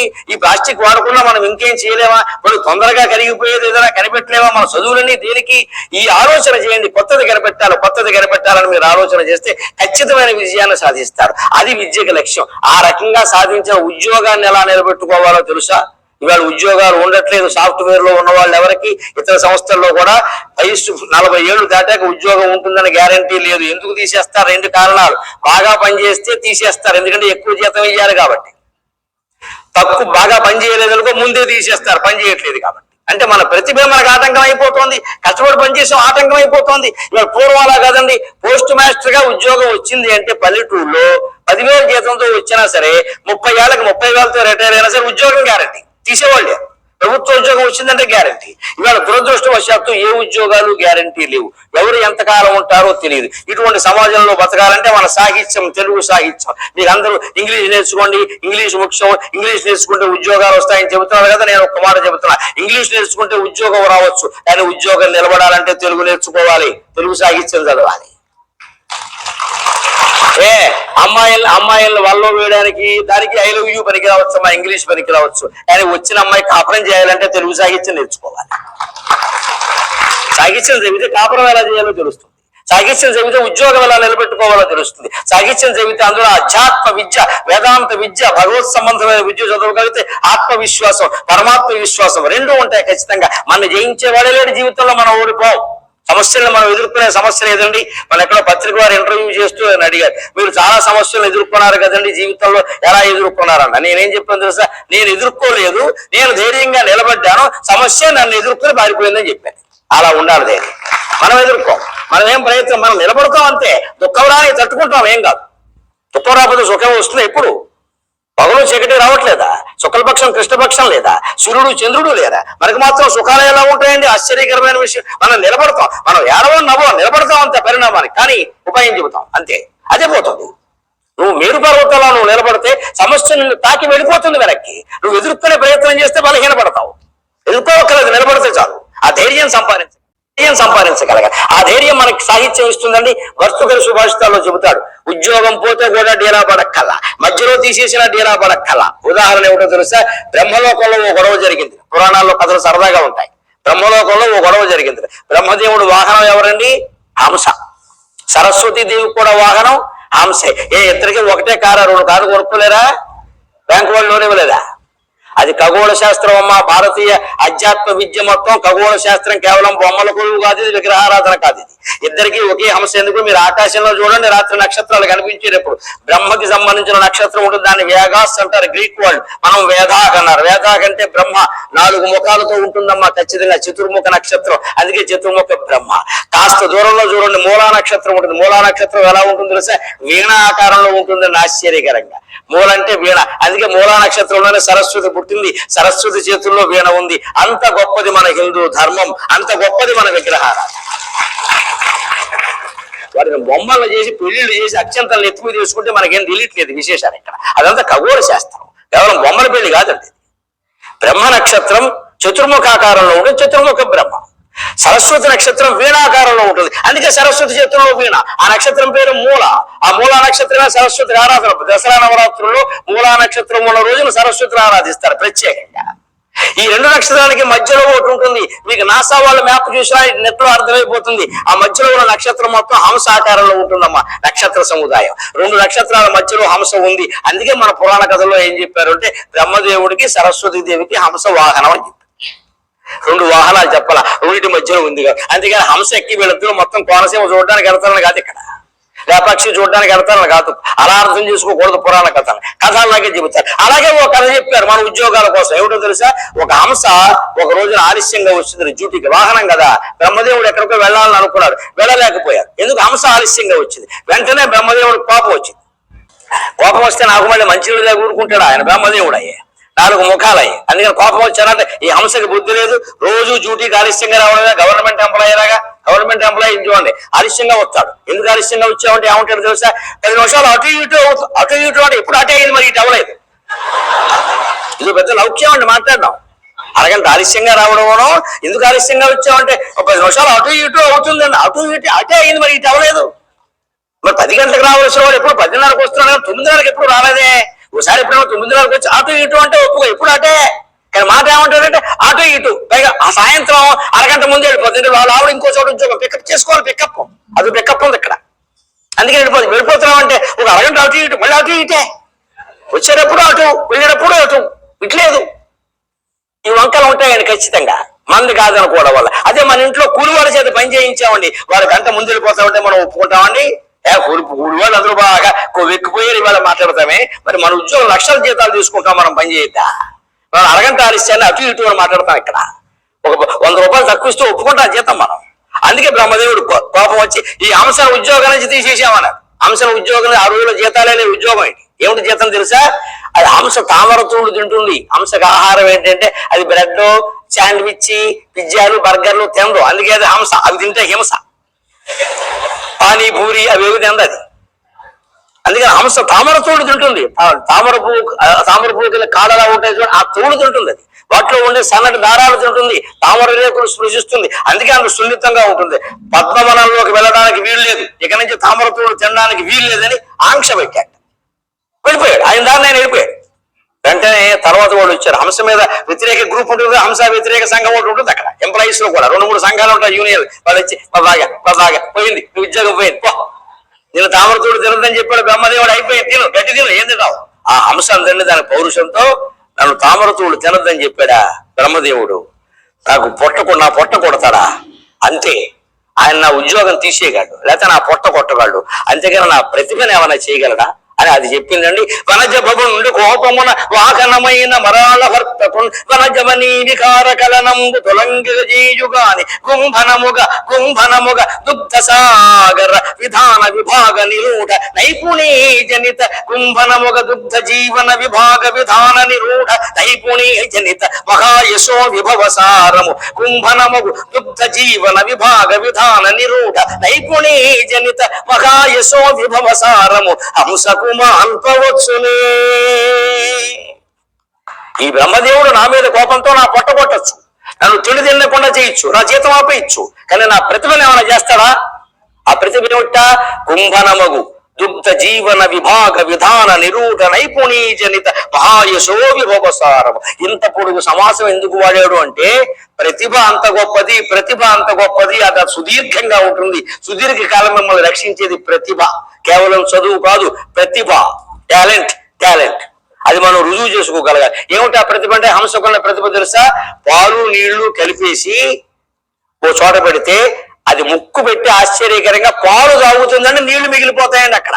లాక్టోమీటర్ కంటే గొప్పది దాని ముక్కు.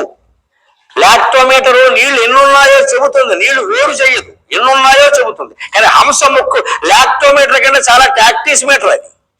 అది చెప్పడం కాదు, చెప్తే అలాగా మళ్ళీ పాలు తీసేసి నీళ్లు పెడతారు దానికి. అందుకని అది ముక్కు పెట్టే జీఎల్ లాగుతుంది, పాలు వస్తాయి, నీళ్లు మిగిలిపోతాయి సుఖంగా. అంత శక్తి ఉంది హంసకి. మన కర్మకి పర్యావరణం నాశనం అయ్యి పురాణ కాలంలో ఉండే హంసలు పోయి మన బతుకులు బాతులు మిగిలాయి. హంస జాతే బాతు. అందుకే మన బతుకు బాతు అయింది. ఇక్కడ బాతు మురికి నీళ్లు తాగుతుంది, మడ్డి తింటుంది. హంస తామరతూడు తింటుంది. హంసలా ఉండేటువంటి జాతి బాతు అయిందమ్మా ఇవాళ.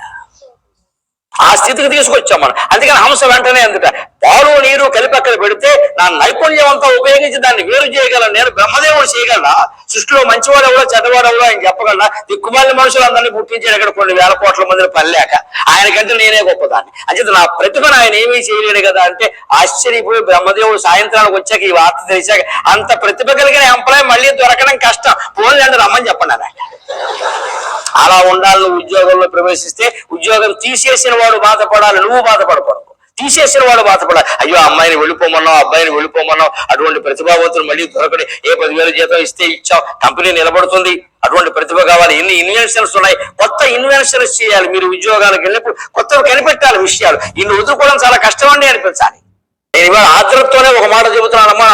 నేను నవంబర్ 25వ తేదీ ఒక కోటి దీపాల కార్యక్రమంలో నాకేదో వ్యక్తిగత కారణాల వల్ల ఏకాంతంగా మౌనంగా ధ్యానంగా ఉండాలని అనిపించి నేను ఇంకా మానేస్తున్నానండి ప్రవచనాలన్న. కానీ ఆ రోజు నుంచి ఈ రోజు వరకు 100 రోజులు దాటింది. నేను బాకీ ఉన్న ప్రవచనాల కోసం నా మాట నిలబెట్టుకోవడానికి నేను వచ్చి చెబుతుంటే ఆ వేదిక నుంచి ఈ వేదిక ఇవాళ కూడా అడిగారు, మీరు ప్రవచనాలు కొనసాగించవలసిందిగా కోరుతున్నాం. ఎందుకు కోరుతున్నారండి? మీకు నచ్చబట్టే కదా, మీకు నచ్చబట్టే కదా, లేకపోతే నేను మానేస్తే అడుగుతారా? నా ప్రసంగంలో నా అవధానాల్లో ఉండే ప్రతిభను నేను కాపాడుకోవాలి. కానీ చీఫ్ మినిస్టర్ గారు చూశారు నా అవధానం, చూస్తే అది ఆయన అదృష్టం అండి, నాకేమిటి కలిసి వచ్చేది? చూడమని కూర్చుని లేకపోతే మానేమనండి. ఎవరట?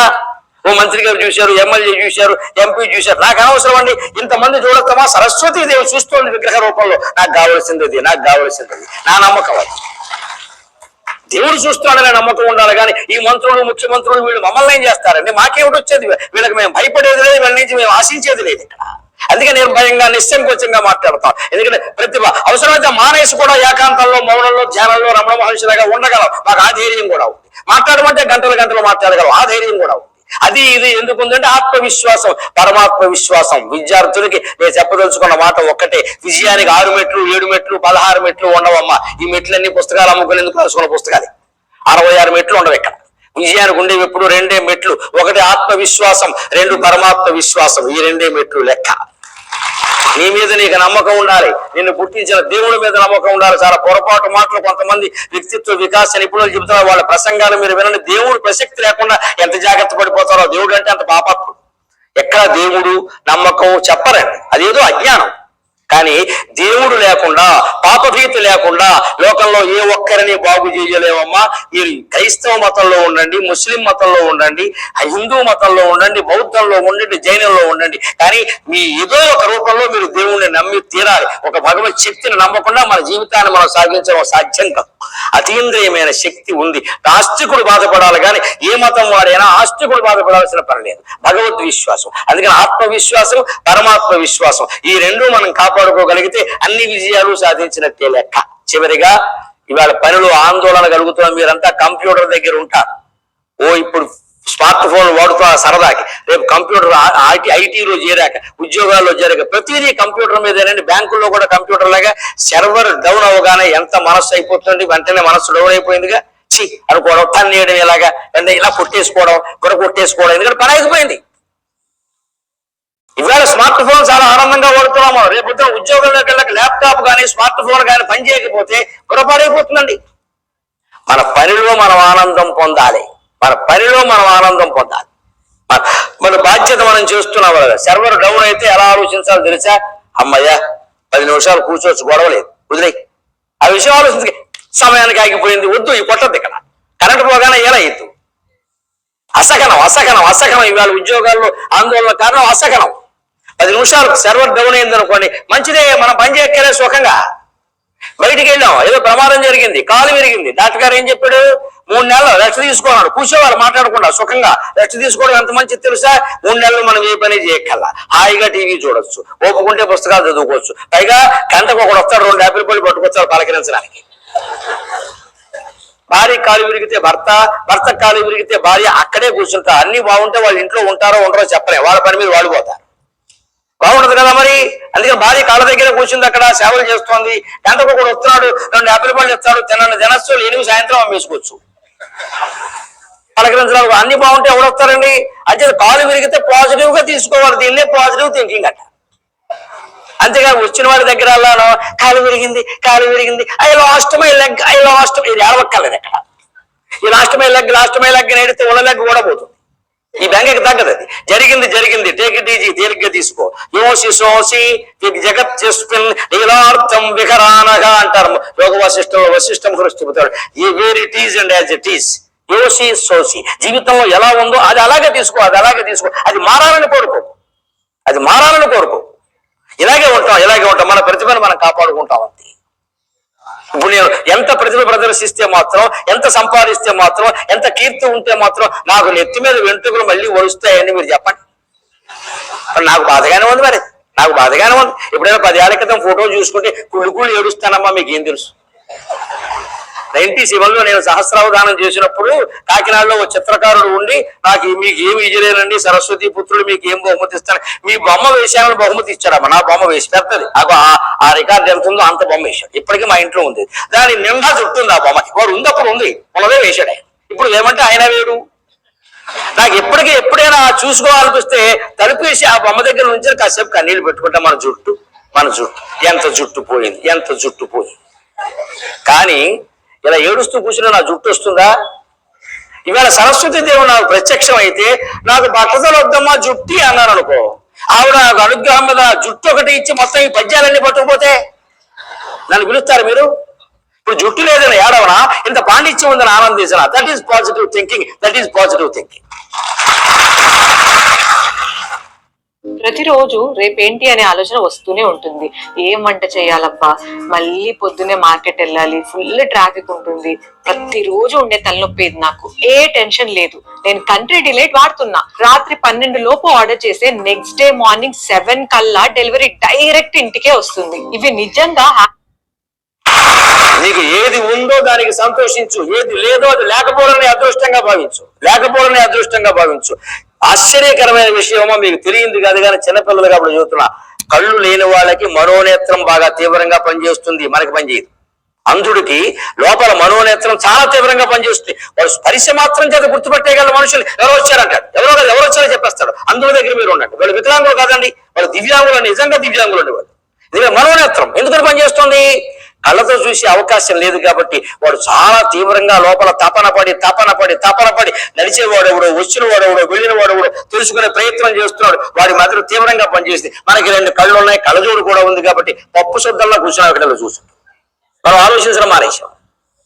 ఒక కాలు పనిచేయని వాడికి 2వ కాలు 2 కాళ్ళకి సమానంగా పనిచేస్తుంది, ఖచ్చితంగా పనులు చేస్తుంది. మీరు పత్రికల్లో వచ్చే వార్తలు చూడండి, పరీక్షలు కాలివేళ్లతో రాసిన వాళ్ళు ఉన్నారండి, కాలివేళ్లతో. How is it possible? తీవ్ర సంకల్పం. ఆ తీవ్ర సంకల్పం ఉంటే భగవంతుడు ప్రసరిస్తుంది అప్రయత్నంగా. లోపల ఉండే ఆత్మశక్తి విజృంభిస్తుంది. అందుకే వివేకానందుడు చెబుతారు, education is nothing but the manifestation of the perfection which is already in man. Education నువ్వు కొత్తగా ఏం చెప్పక్కర్లేదా, ఒక పరిపూర్ణ శక్తి, భగవత్ శక్తి ప్రతి వారి ఆత్మలో ఉంది. దాన్ని బయటికి రావు, దాన్ని వెలగని చాలు. కలుపుకొక్కలు లేకుండా చూడు. ఆ కలుపుకొక్కలు లేకుండా మీరు చేసుకోగలిగితే పని అంతా ఆందోళన రహితంగా ఉంటుంది. దానికి మీరు ముందుగా నేర్చుకోవాల్సిన ఆ పనిని ఆనందించాలి. అంటే కంప్యూటర్ని దేవుడుగా భావించాలి. అందుకే నేను సాగర ఘోష కావ్యంలో కంప్యూటర్ మీద దండకం రాశా. కనకదుర్గ దేవుడు అయినప్పుడు కంప్యూటర్ మాత్రం దేవుడు కాదా? ఆ చేసిన ఆవిడ అనుగ్రహించినంతగా ఈవిడ అనుగ్రహించట్లేదా? ఈ కంప్యూటర్ లేని రంగం ఉందా ఈవేళ? ఆ కంప్యూటర్ దండకం 2-3 నిమిషాల్లో ముగించుకుని మనం సెలవు తీసుకుంటాం. శ్రీమన్ మహాయంత్ర రాజ్ఞి త్రిలోకైక పూజ్య త్రినేత్రా విభాజ్య మహేజ్య నిరాజ్య మహాశాస్త్ర విద్య మహాతంత్ర విద్య మహాశాస్త్ర వేద్య అభేద్య అసాధ్య భవత్ సృష్టి రూపం మార్చన్ స్వరూపం ముదిర్చన్ భవత్ సృష్టి రూపం మార్చన్ స్వరూపం ముదిర్చన్ భవత్ ప్రాభవంబున్ భవత్ వైభవంబున్ భవత్ వైభవంబున్ వర్ణింప నేనెంత నాదైన భాషా పరిజ్ఞానమే సుంత విశ్వంబునంగల్గు వేవేల భాషల్ నిపుల్లేని భాషల్ విశేషాల భాషల్ వినూత్నంపు భాషల్ మనోజ్ఞంపు భాషల్ మహాశక్తి ఘోషల్ గదా నీవి. విశ్వంబునంగల్గు వేవేల భాషల్ నిపుల్లేని భాషల్ విశేషాల భాషల్ వినూత్నంపు భాషల్ మనోజ్ఞంపు భాషల్ మహాశక్తి ఘోషల్ గదా నీవి. పాస్కల్లు లోటస్సు దీపేసు బేసిక్ కోబా వరాకిల్లు C++ ఇత్యాది భాషా ప్రపంచంబు స్వాధీనమౌ నీకు స్వరాజ్యమౌ నీకు. పాస్కల్లు లోటస్సు దీపేసు బేసిక్ కోబాల్ వరాకిల్లు C++ ఇత్యాది భాషా ప్రపంచంబు స్వాధీనమౌ నీకు స్వరాజ్యమౌ నీకు. భాషా మతల్ని ప్రయోగాలతల్ని ప్రభావాలవల్లి స్వరూపాన బుల్లి స్వభావాన మల్లి. భాషామతల్ని ప్రయోగాలతల్ని ప్రభావాలవల్లి స్వరూపానబుల్లి స్వభావాన మల్లి భగవద్వ్యాప్తి రోహింప శక్యంబే పెండిళ్లలో నీవి పేరంటమున్నీవి కాలేజీలన్నీవి కాటేజీలన్నీవిలే పెద్ద హోటళ్లలో పూట పోటీళ్లలో రైలు టిక్కెట్లలో బస్సు ఎక్కట్లలో ఓడనైన విమానంబునందైన అణ్వాయుధం పొందు ఆఫీసు వెళ్ళందు ద్వాదశి యాత్రలో ద్వాదశి పూజలో ఏ కిరాణం దుకాణంబులోనైనా ఏ జాతకాలు చెప్పు చోటైన ఏ రోగి దేహింబు పైన ఎవ్వాని హస్తంబునందేన ఏ చిన్నదో పెద్దదో లావుదో సన్నదో అయిన నీ రూపమే కాన రాదాచని భగవద్వ్యాప్తి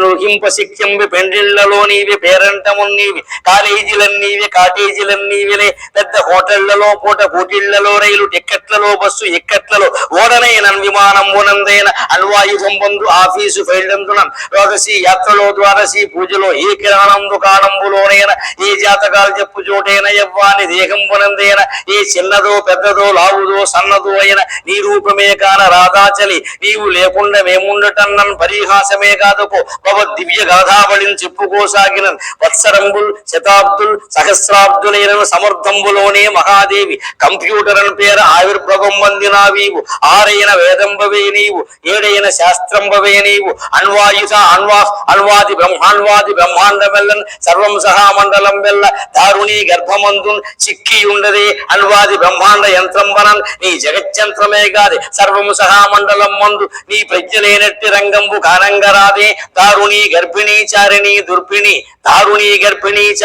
దుర్భిణి కావుమమ్మ మహాదేవి శ్రీదేవి కంప్యూటరమ్మ నమస్తే నమస్తే నమస్తే నమః. అన్ని రంగాల్లోనూ కంప్యూటర్ వ్యాపించింది కాబట్టి అది అంటూ వ్యాధి కాకుండా చూసుకోవాలి మనం. స్మార్ట్ ఫోన్ వాడుతున్న వాళ్ళు, ల్యాప్టాప్లు వాడుతున్న వాళ్ళు, అది జీవితం వ్యాపించడం మంచిదే. ఒక వ్యాధి వ్యాపించడం వేరు, ఒక విద్య వ్యాపించడం వేరు. విద్య వ్యాపించాలి, వ్యాధి వ్యాపించకూడదు. చిన్న ఫోటో దిగుతున్నారు యువతరం కోసం, ఒక్క మాట చెబుతున్నారు. ఊరికే ఇలా కూర్చుంటారు, ఎదురుగా పెట్టుకుని ఒకటి దిగుతారు, వెంటనే ఒక 100 మందికి పంపిస్తారు. అందులో కొంతమంది లైక్ అంటారు, కొంతమంది డిస్లైక్ అంటారు. 100 మంది మన లైక్ చేసినా సరే ఒకళ్ళు ఎవరో బొట్టన వేరు కిందకి దించగానే వై హీ డిస్లైక్డ్ మీ అని సాగదీస్తారు. ఇక్కడ మనసు చూడండి ఎంత చిత్రంగా ఉంటుందో. 100 మంది ఇష్టపడ్డారు కదా, ఒకరిద్దరు కాదంటే అభ్యంతరం ఏమిటండి? అందరూ అవునలావా? ఇది అహంకారం కదా. అందరూ అవునలావా? ఇంత ప్రసంగం నేను చేయించడమ్మా, కొందరికి నచ్చకపోవచ్చు అండి, తప్పేమీ లేదు. అందరినీ మెప్పించడం నా పని కాదండి. ఇక్కడ ఆ ప్రయత్నం నేను చేశాను, దానికేముంది? అందరూ మెచ్చుకోవాలి. ఒకళ్ళెవరో మాకు నచ్చలేదు, మంచిదయ్యా అంటాం, ఇంకేదైనా మార్చుకోవాలంటే మార్చుకుంటాం, తప్పేమిటట. అందుకని అస్తమానం ఫోటోలు తీసుకోవడం, అది పెట్టుకెళ్ళి ఎక్కడో పెట్టడం, వాళ్ళందరినీ మెప్పుకోవడం. కొత్త పెళ్లి కొడుకు ఎవడన్నా ఉంటే పెళ్లి చూపుల్లో పెళ్లి కూతురు ఫోటో కూడా అక్కడ పెట్టేస్తున్నాడు వాట్సాప్ లో.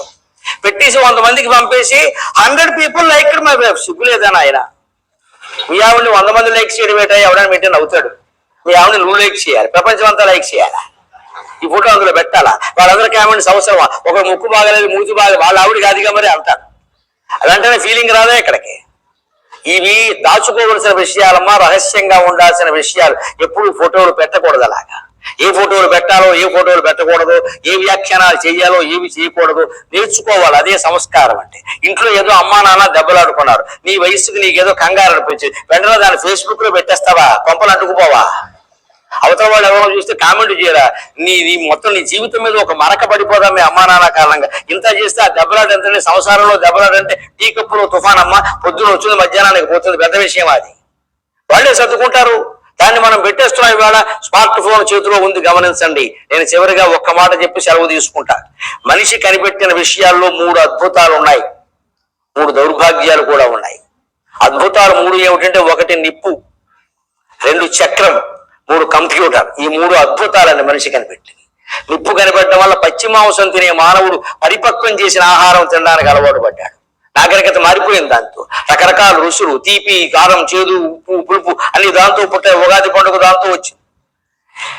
చక్రం కనిపెట్టాక మొత్తం పారిశ్రామికవేత్తలందరూ వచ్చారండి, పరిశ్రమలు ఏర్పడ్డాయి. చక్రం లేకపోతే బండి లేదు, ఏ వాహనం లేదు, కారు లేదు, లారీ లేదు, 2 బండి కూడా లేదు, ఏ పరిశ్రమ లేదు. కంప్యూటర్ కనిపెట్టాక మొత్తం అంతా, ఈ మొత్తం నడిపించే విధానం అంతా కంప్యూటర్ ద్వారా నడుస్తుంది.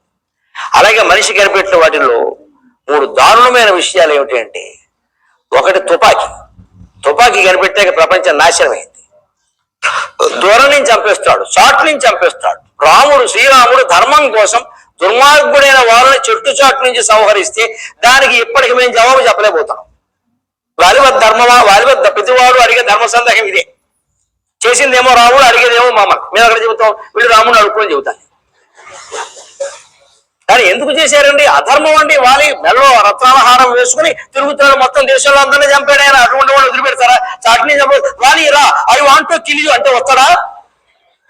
వాడికున్న వరం ఏంటంటే రత్నాలహారం వాడి మెడలో ఉన్నంత వరకు శ్రీరాముడు కాదమ్మా శ్రీ మహావిష్ణువు వచ్చి ఎదురుగా ఉన్న బలం పోతుంది, ఏం చేయలేరు అక్కడ. అటువంటి వాడిని అలాగే చంపాలి. జైషీ మహమ్మద్ మీద బాలాకోట్లో దాడులు చేశారంటే రహస్యంగా చేశారు కాబట్టి. కానీ పాకిస్తాన్ ప్రధానమంత్రికి ఫోన్ చేసి రేపు పొద్దున శుభదాకా 10-20 గంటలు దాడులు చేస్తున్నాం, దైవజ్ఞులు నిర్ణయించిన ముహూర్తానికి మా గణపతి చంద్ర తాంబూలాలు స్వీకరించండి అంటే కుదురుతుందా? దాడి చేసేవాడు రహస్యంగానే చేయాలండి. ఎదురుగా ఎలా చేస్తారండి? అది యుద్ధం కాదండి. వారికి రాముడు జరిగిన దాడి, ఉగ్రవాది మీద దాడి. రాముడు చేశాడు దాన్ని. దానికి ఎప్పటికి జవాబు చెప్పుకోలేక వస్తున్నాం.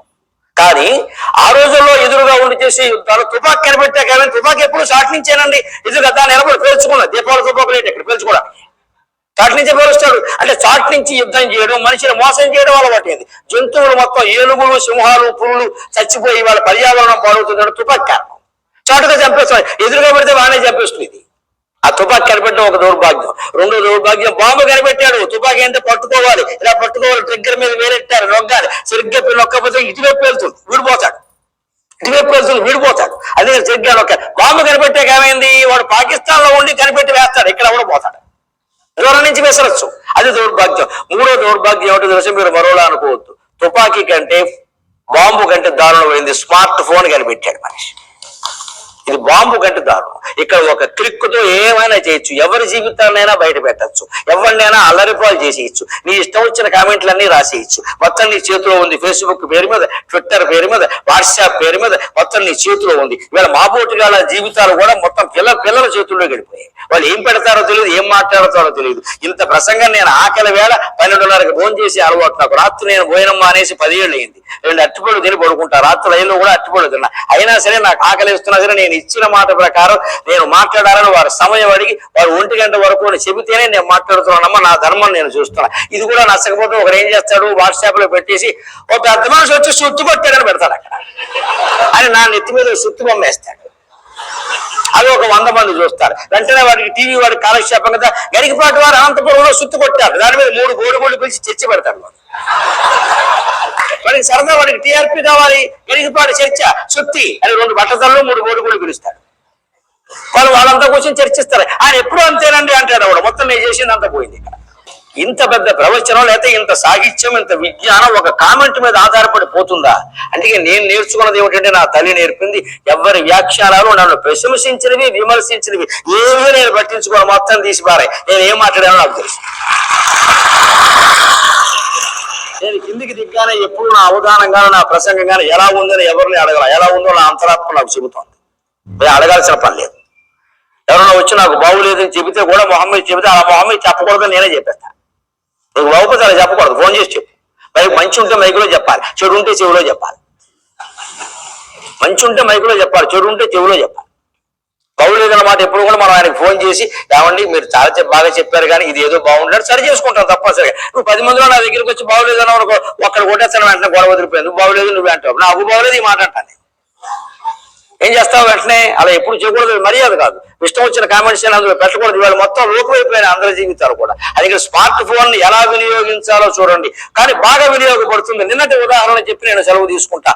ఒక విదేశంలో టర్కీ ఇటలీలో 51 మంది పిల్లలు ఉండే స్కూల్ బస్సుని పెట్రోల్ పోసి అంటించే ప్రయత్నం చేశాడు ఒక తీవ్రవాది. మొత్తం 51 మందిని కాపాడింది smart phone, only smart phone. ఎలాగో తెలుసు, ఇటలీలో ఒక జాతీయ వ్యతిరేకవాదం ఉంటుందండి అక్కడ. దక్షిణాఫ్రికా వాళ్ళని వీళ్ళు చేరనివ్వట్లేదని వాడికి కోపం ఉంది. వాడు స్కూల్ బస్సు డ్రైవర్ గా పనిచేస్తున్నాడు. బస్సులో 50 మంది పిల్లలు ఎక్కితే ఆ బస్సు తీసుకుని వాడే హైజాక్ చేసి, రోజు ఉండే డ్రైవరే, జీతం తీసుకోడు, 20 ఏళ్ళుగా ఇటలీలో ఉంటున్నాడు. ఇటలీ పౌరసత్వం ఉంది ఆయనకి. నమ్ముతారు కదండి. ఇంకా తీసుకెళ్లిపోయి మూలకి తీసుకెళ్లి మొత్తం ఇగో కట్టి మారేశారు వేళ్లతో. ఇప్పుడు పెట్రోల్ పోతున్నాడు, పిల్లల మీద పెట్రోల్ పోసాడు, బస్సు మీద పెట్రోల్ పోసాడు. వాడి దగ్గర లైటర్ ఉంది, అంటించబోతూ ఉంటే మొత్తం సెల్ ఫోన్లన్నీ ముందే లాక్కున్నాడండి. ఒక పిల్ల చాలా తెలివిగా 4వ తరగతి చదివే అమ్మాయి వాడికి అందకుండా సెల్ ఫోన్ ఎక్కడో పెట్టేసింది. తెలివి, చావు తెలివి అంటారు దాన్నే. అది ఆ పిల్ల నెమ్మదిగా వీడు అంటించబోతూ ఉంటే నెమ్మదిగా ఫోన్ తీసి నొక్కు వాళ్ళ నాన్నకి చెప్పింది, మేమంతా బర్న్ అయిపోతున్నాం డాడీ అని. వెంటనే ఇటలీ కాబట్టి ఇండియాలో అయితే కష్టం అమ్మా, వాళ్ళు పోలీస్ స్టేషన్కి చెప్పారు. వెంటనే 30 మంది పోలీసులు స్పాట్లోకి వచ్చారు.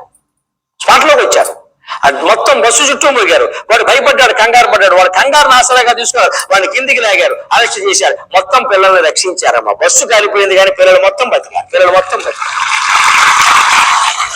Only because of smart phone and cell phone. అదొక్కటి ఆ పిల్ల చేతిలో ఉంది. వెంటనే అటువంటి దానికి ఉపయోగించాలి. అంతేగాని ఐ లవ్ యూ చెప్పడానికి, బేడముద్దలు పూయడానికి కాదు ఉపయోగించాలి, దానికి ఉపయోగించాలి. ప్రాణ ప్రమాదం వచ్చినప్పుడు అత్యవసరంగా సమాచారం అందించాలంటే ఉపయోగపడాలి. కానీ ప్రతిదీ మనకు తెలుసున్న ప్రతిదీ ఏబిసిడీల దగ్గర అన్ని అందులో పెట్టడమా, ఎవరికో చెప్పడమా, వాడి వ్యాఖ్యానాలు ఎక్కడ? ఆత్మవిశ్వాసం, పరమాత్మ విశ్వాసంతో మనం ఉండాలి. ఆ ఆత్మవిశ్వాసాన్ని, పరమాత్మ విశ్వాసాన్ని కలిగించడానికి జగత్తంతటా జేఎన్టీయు అనంతపురం యొక్క ప్రతిభను వ్యాపింపజేయడానికి ఈ నా ప్రసంగం ఏమాత్రం ఉపయోగపడినా నేను ధన్యుణ్ణి. నాకు ఈ 4 మాటలు నేర్పిన మా అమ్మ ధన్యురాలు. స్వస్తి.